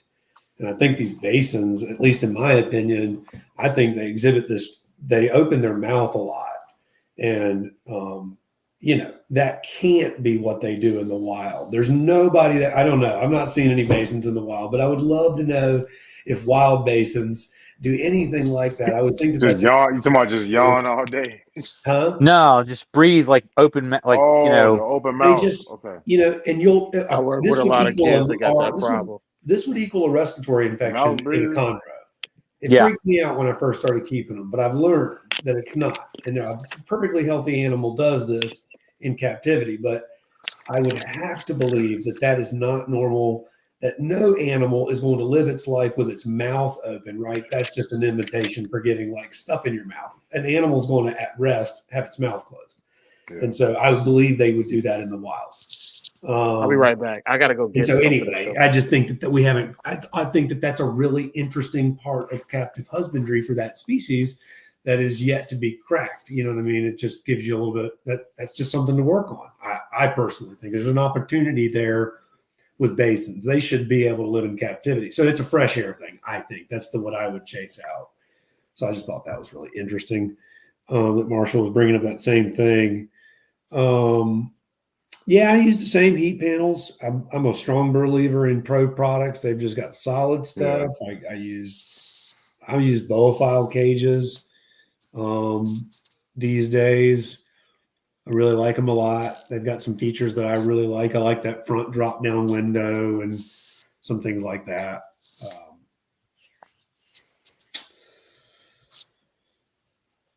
I keep my room pretty humid. I got like fans going everywhere, like literally 6 of them. I was laughing when Marshall was telling that. But it doesn't actually feel like anything different other than just a little light swirl going on in the room. Just the air just feels kind of fresh in there. And they've obviously You got guys running? You running humidifiers too, both of you? I do. I don't. Well, It is just another thing to fuck with, though. Yeah. You know, I don't need it though. I mean, here, maybe in the wintertime, when the heater's running, but like now in the summertime, man, hell, it's May here. I mean, it's May, and it's it doesn't get the humidity and the heat doesn't stop now until November. So and I used to only run I got mine that when working for me. But now, when the relative humidity in the room is higher, it doesn't run out. So in some ways, it doesn't take a lot of extra work. So I just run it. yeah. Because it just, in the summer, it's crazy. In the summertime, it'll just last for a while. You have to dump the water out. It'll get stagnant in there. In the wintertime, man, it'll suck that thing dry fast. So that's pretty interesting. Yeah, man, I don't know. Marshall, do you find yourself with it staying so humid and so hot so late into the year where you stay? Do you find yourself fighting the climates during your breeding season? Nah, you can't fight it. I mean, like even one thing that is similar about both rooms, this new room and the room that I was in at the house previously, was that the one side of the room is underground, so like touching earth or in this case now a rock, and about half of the room is got conditioned space around it. So like basically everything in this room except for the walls that have windows are either up against earth or up against a part of the house that's air conditioned. So I've never had to cool the room, even in the summertime in my basement little old room before. I was always running the heat, summer or winter. Obviously, it would run less in the summer, and now that's the case here. But like even in the peak of summer, if I didn't run any heat at all, this room would not get to 80, 81 degrees like where I like it in the summer. It would probably stay mid to high 70s. So I gotta use that little bit of heat to get it right where I want it. Marshall, are you just heating the room?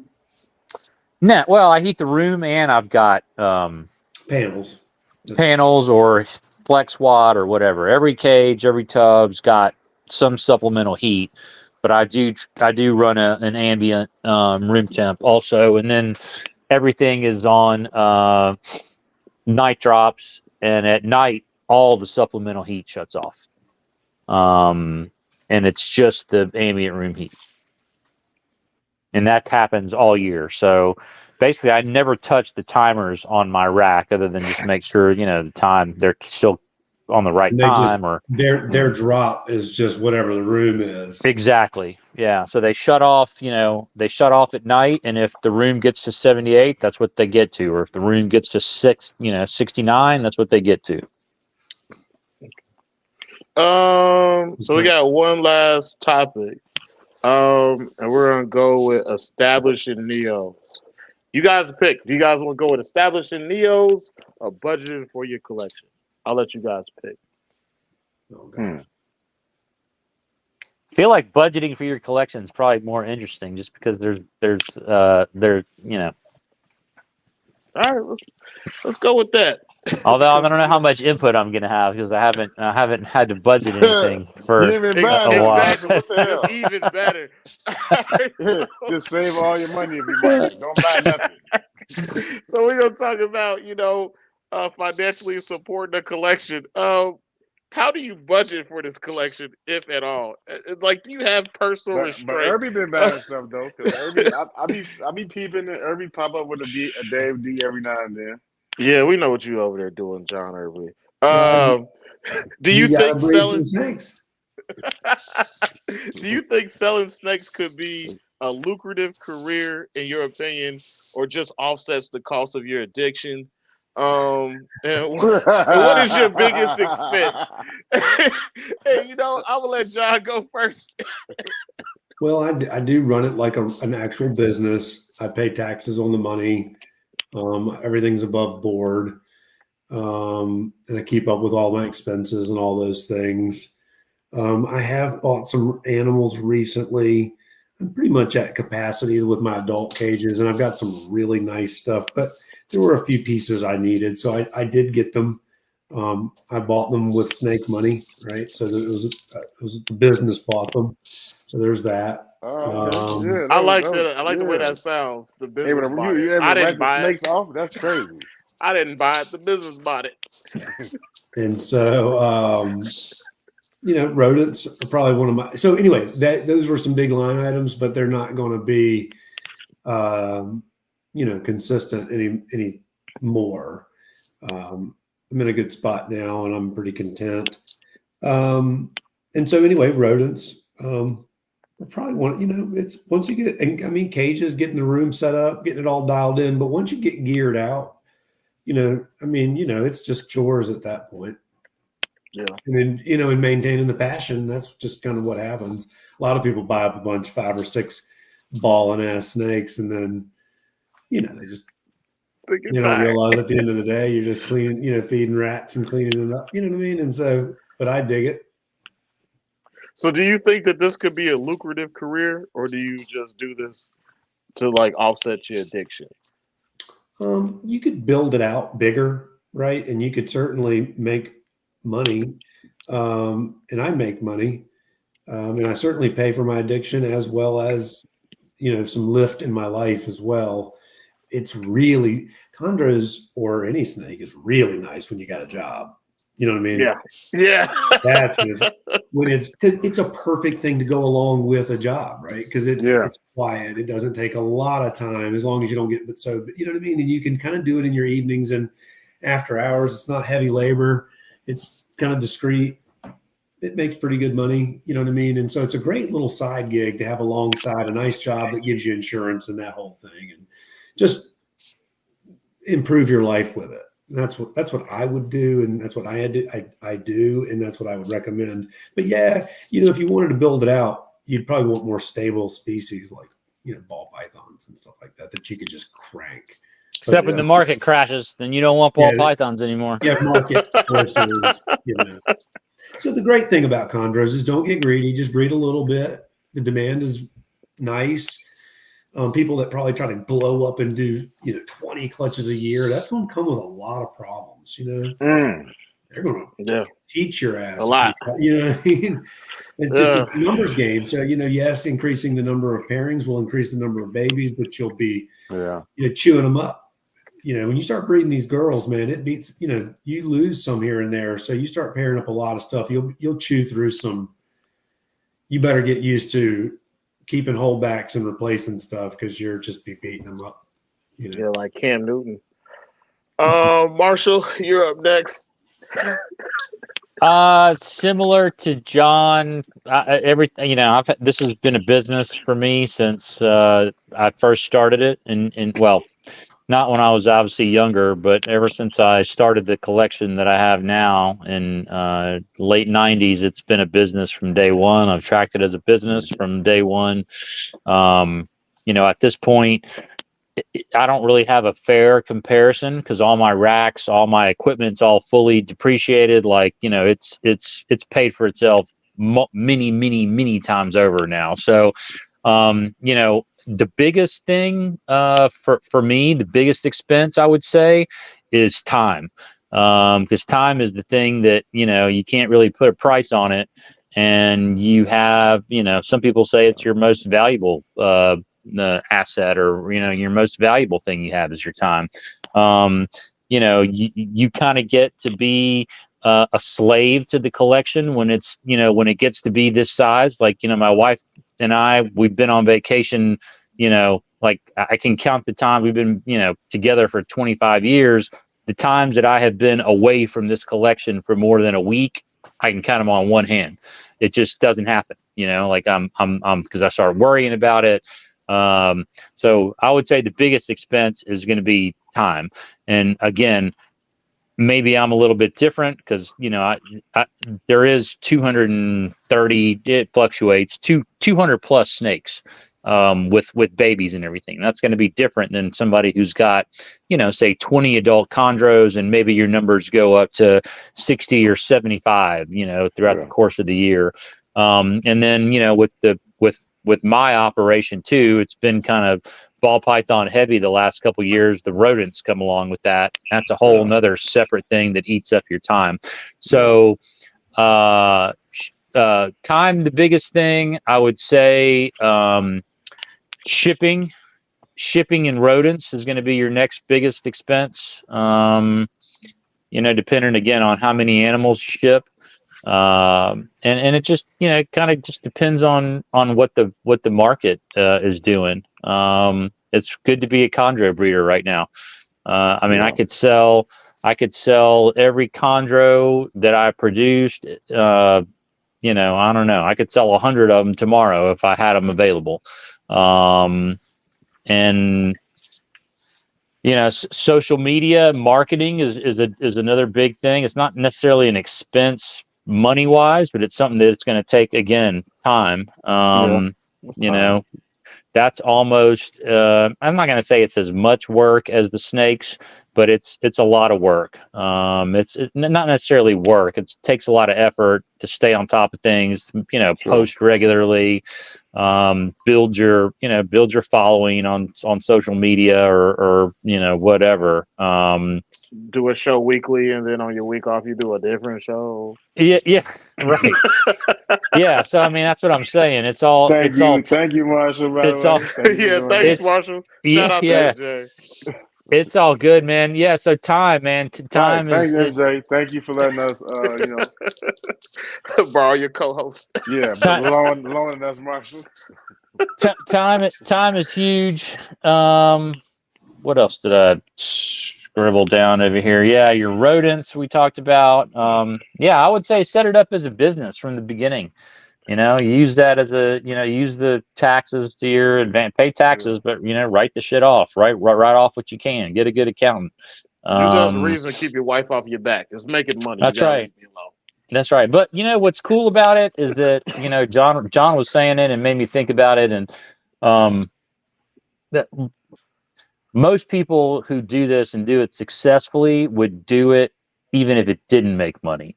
So exactly. I say make it a business, but you still got to love doing it, like I love doing it, but I love doing it more when I make money also doing it. But if I didn't make money, I would still do it. You know what I'm saying?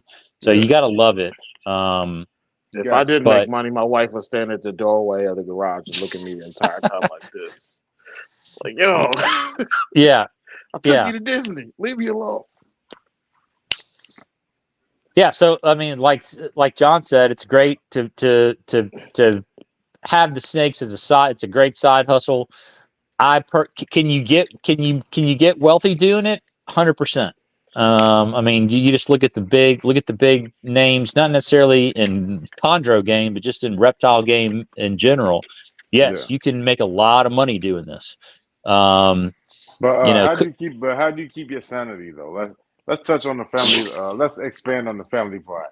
Yeah, and mental health part of it, because you don't feel like keeping doing your this sanity, shit. and also balancing time with the wife and the family and the kids.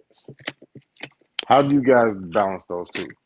Because, like you said, like you go from 20 chondros to 40 in one clutch, or depending on obviously, but you can go from 30 to 40, and then where y'all at. So you got 200 animals already over there. Get another 10, another 20. There's more time, away from the lady, away from the kids. So how do you guys balance that? Go ahead, John. My collection is small.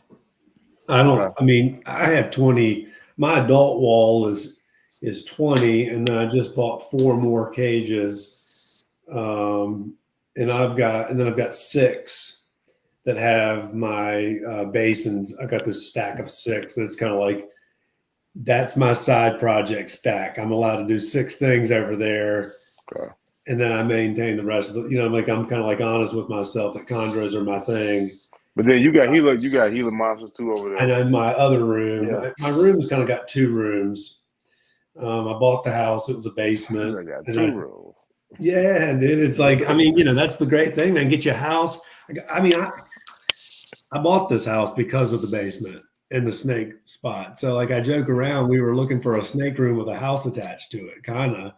I mean, it was, you know what I mean? Like it's serious. Like when I was like, we're going to buy a house, it has to do this and it has to do this well. So that was definitely a major criteria of even buying my house, right? I had to at least be able to envision how this snake thing was going to work. Because I know it's going to be a part of my life and that kind of thing. So anyway, that's just kind of on a deeper level when you're, how serious you are, or how committed. But whatever. So no, we remodeled the basement. I built some walls across and divided out a section of it, and it left me with kind of this like 2-room deal.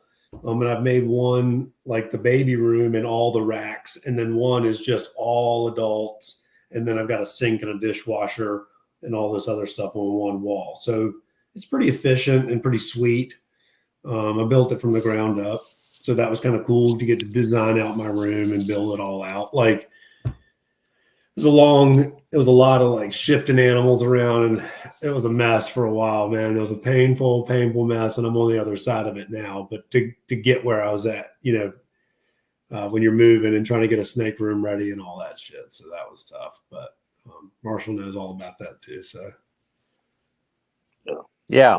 I mean, when I was building out this room, I didn't get to build it from scratch. We kind of fell in love with the house, and with this room again was not, if you were designing a snake room, you would never design it like this. But so I was trying, I had to make it work. But there was a lot of say construction, renovation, whatever involved between this and the rodent building. But yeah, man, I don't know. As far as juggling time, you got to have a cooperative spouse or a supporting spouse. But it's allowed my wife to not have to work. Ever since we had kids. I mean, she's been able to work, and she works from home, but it's like kept her from having to keep, a steady job, and allowed her to do more, shuttle the kids here, or get them, get them here, get them there, like all the stuff that she does that I wouldn't be able to do this if it wasn't for what she does. So, I mean, there is a delicate balance there. I mean, I don't know, man. Like I have a problem taking it easy. I got to keep on the go. Like board Marshall gets like bad things happen when Marshall's bored. So I got to keep it moving and serial killer Marshall. Stop saying that about the kid. Stop saying that about him. You're gonna stop. This is becoming problematic. He turned into the Alabama Slayer. Listen, you're gonna stop talking about the guests like this. They're not all serial killers. But look, at least I don't. At least I'm not a racist. I love all of them. Okay. Either way it goes, I love everybody.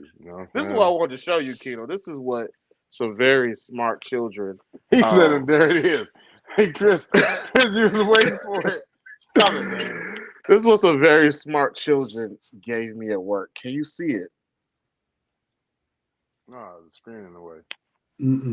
Well, I mean, it's a card, but can you read it? Never mind. I'll send it to you. Let's see it say Master of the Blade. It doesn't say that shit. What does it say? You can't see it. What up now? No, it's like glaring. Yeah, that's a It's glare. okay. Yeah. Okay, never mind. I'll see you a picture of it. Is that something about pimping or something? Okay. We're done with this. We're not gonna talk about me and pimping for What's up? tonight. What's up, Mazel? What's going on, Peter? So listen, we like almost at time. Do you guys want to hit another topic, or I know Kino wants to talk about the albino project. So Yeah, I'd love. What's up with that? Yeah. It's going. It's still going. Had some pretty good luck yesterday. Had it take its second meal, so that was a big milestone. It ate for me kind of right off the bat. Not right off the bat. Let me back up for a minute. So it hatched. It had a tight umbilical. And when the thing is healthy and it's got Someone we were 25 talking about meals the in it. umbilicals, we were hitting you in the fields. Yeah, I Yeah. mean it happened. I'll post pictures of all of it.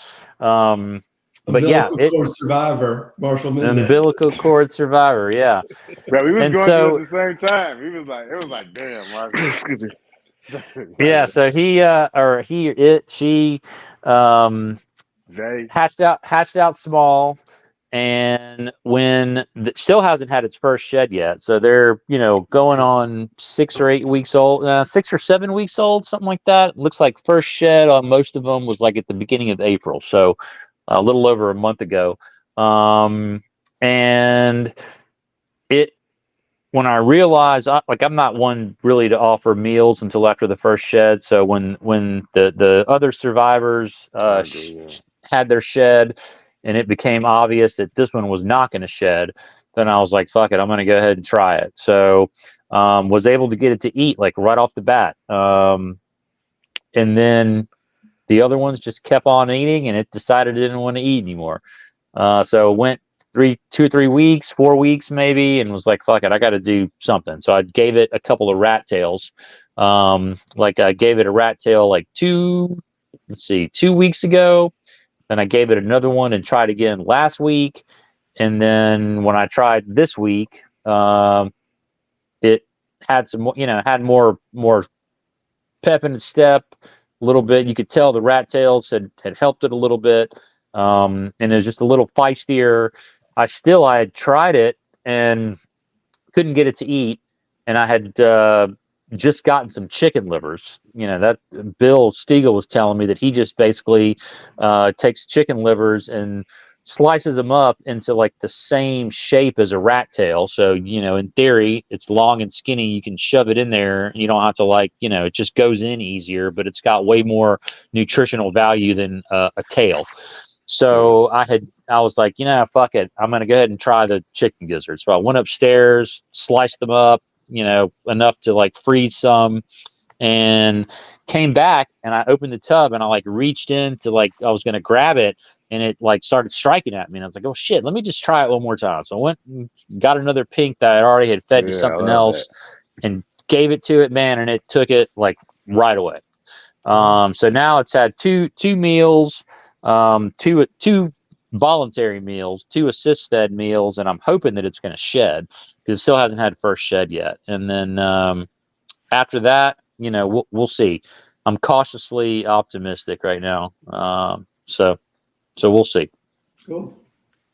We are hoping that it make it. Yeah.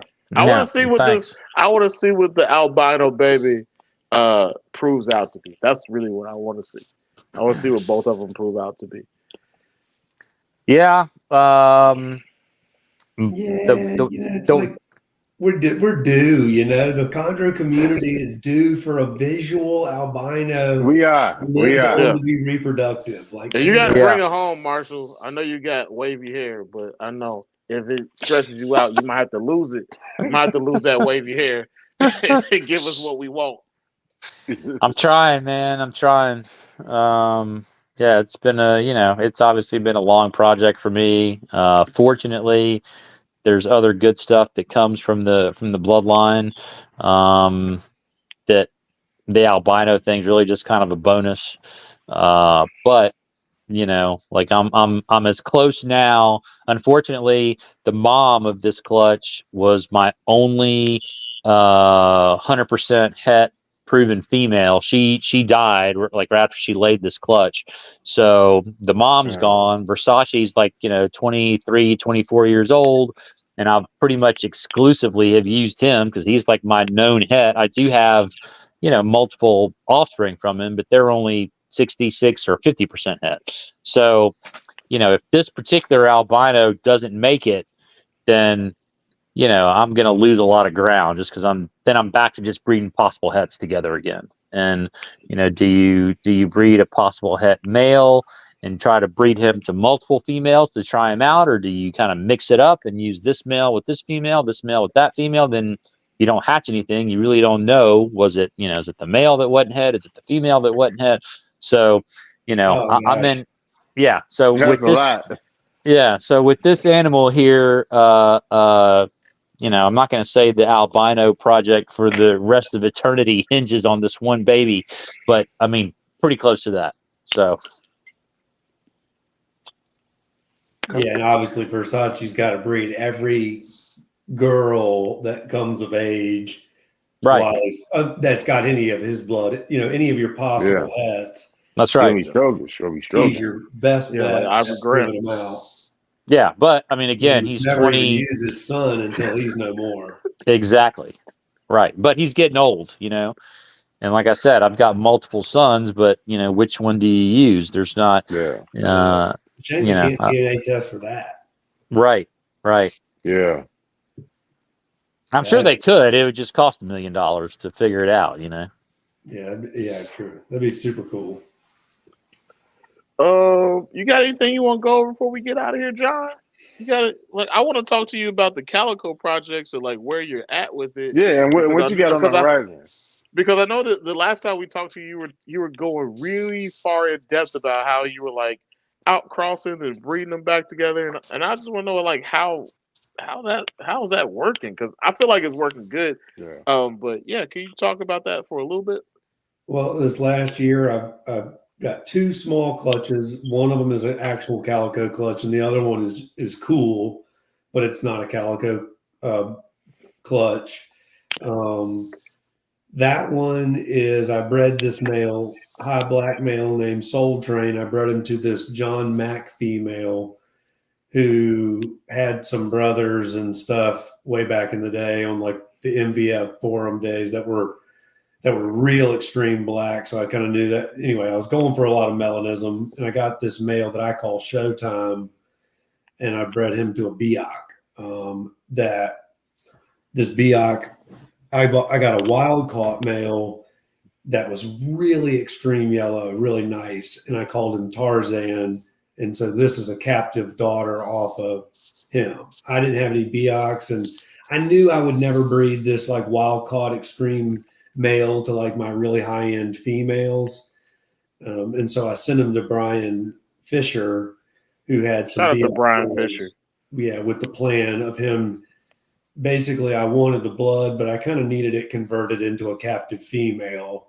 Okay. And so that's what I was like, I'll just let you have the male, and then you hit me up with some girls. And so anyway, this female is from that effort. So she's a Tarzan girl. And the babies are super cool, man. That melanistic blood is real black, and it kind of overpowered, or at least the babies came out dark, but some of them have got real big orange diamonds from the Biak. So that's kind of cool. They're really attractive neos. May cancel out. They may not be extreme, but the neos are real flashy looking, and the blood's fun, and they'll be able to be used in cool projects moving forward because they're nicely outcrossed. Will any of those be available anytime soon? Yeah, I think I'm going to let go of some of those as neos. I'd had 2 small clutches, and so I'm getting a master's degree, and I just need to generate some funds. So I'll probably part with those, or some of them, a couple of them, as neos. Yeah, so.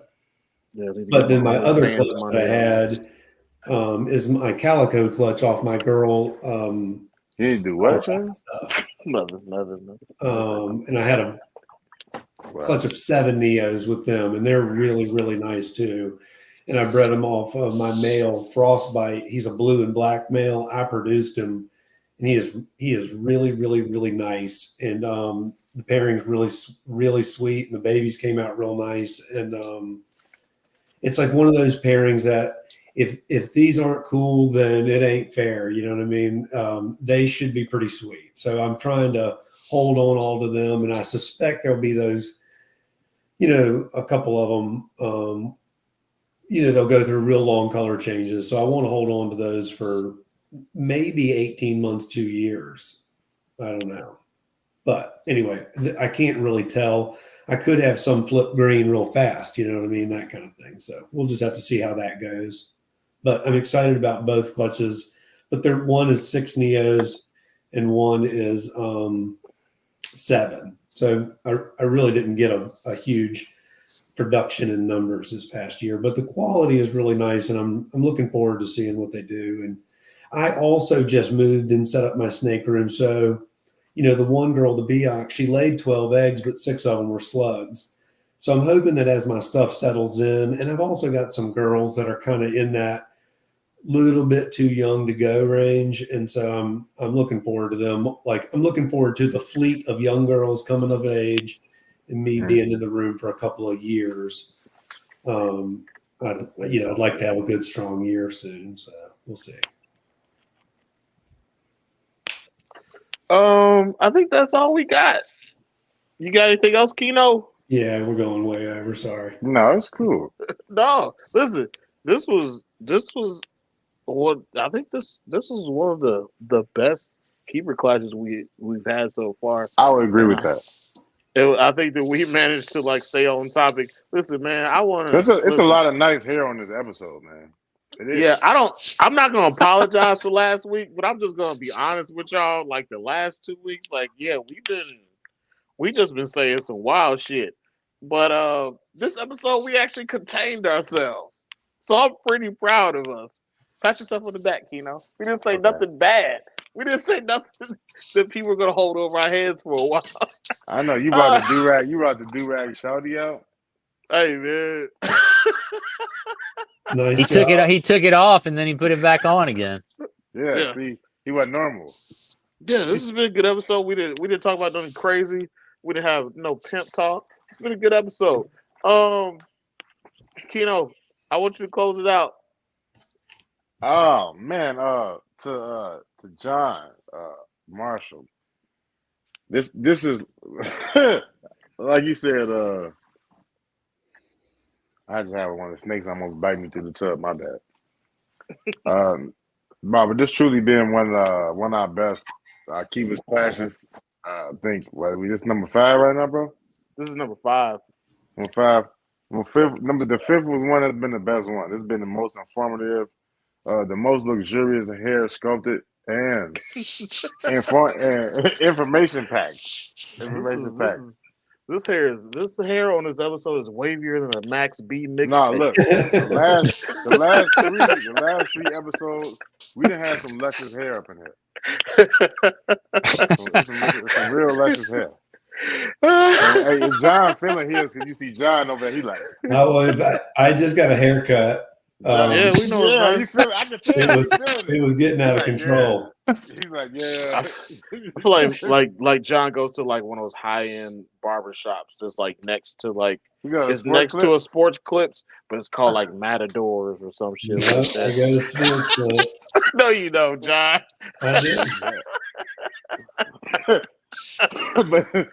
but y'all, this has been another episode of the Bar Room, the Keepers class, part 5. Till next week. We appreciate y'all for coming through tonight. Thank you. Yeah, John man. And Marshall. That was fun. We had some great guests tonight. Hey, MJ, thanks for letting us for loaning us Marshall. We appreciate it. Yeah, we appreciate you, man. For working on your week off. Thank you. All right, so that's been us. We're gonna get out of here. Good night, y'all. See y'all. All right, Tuesday. see y'all. Next See y'all. Nice to see everybody. All right.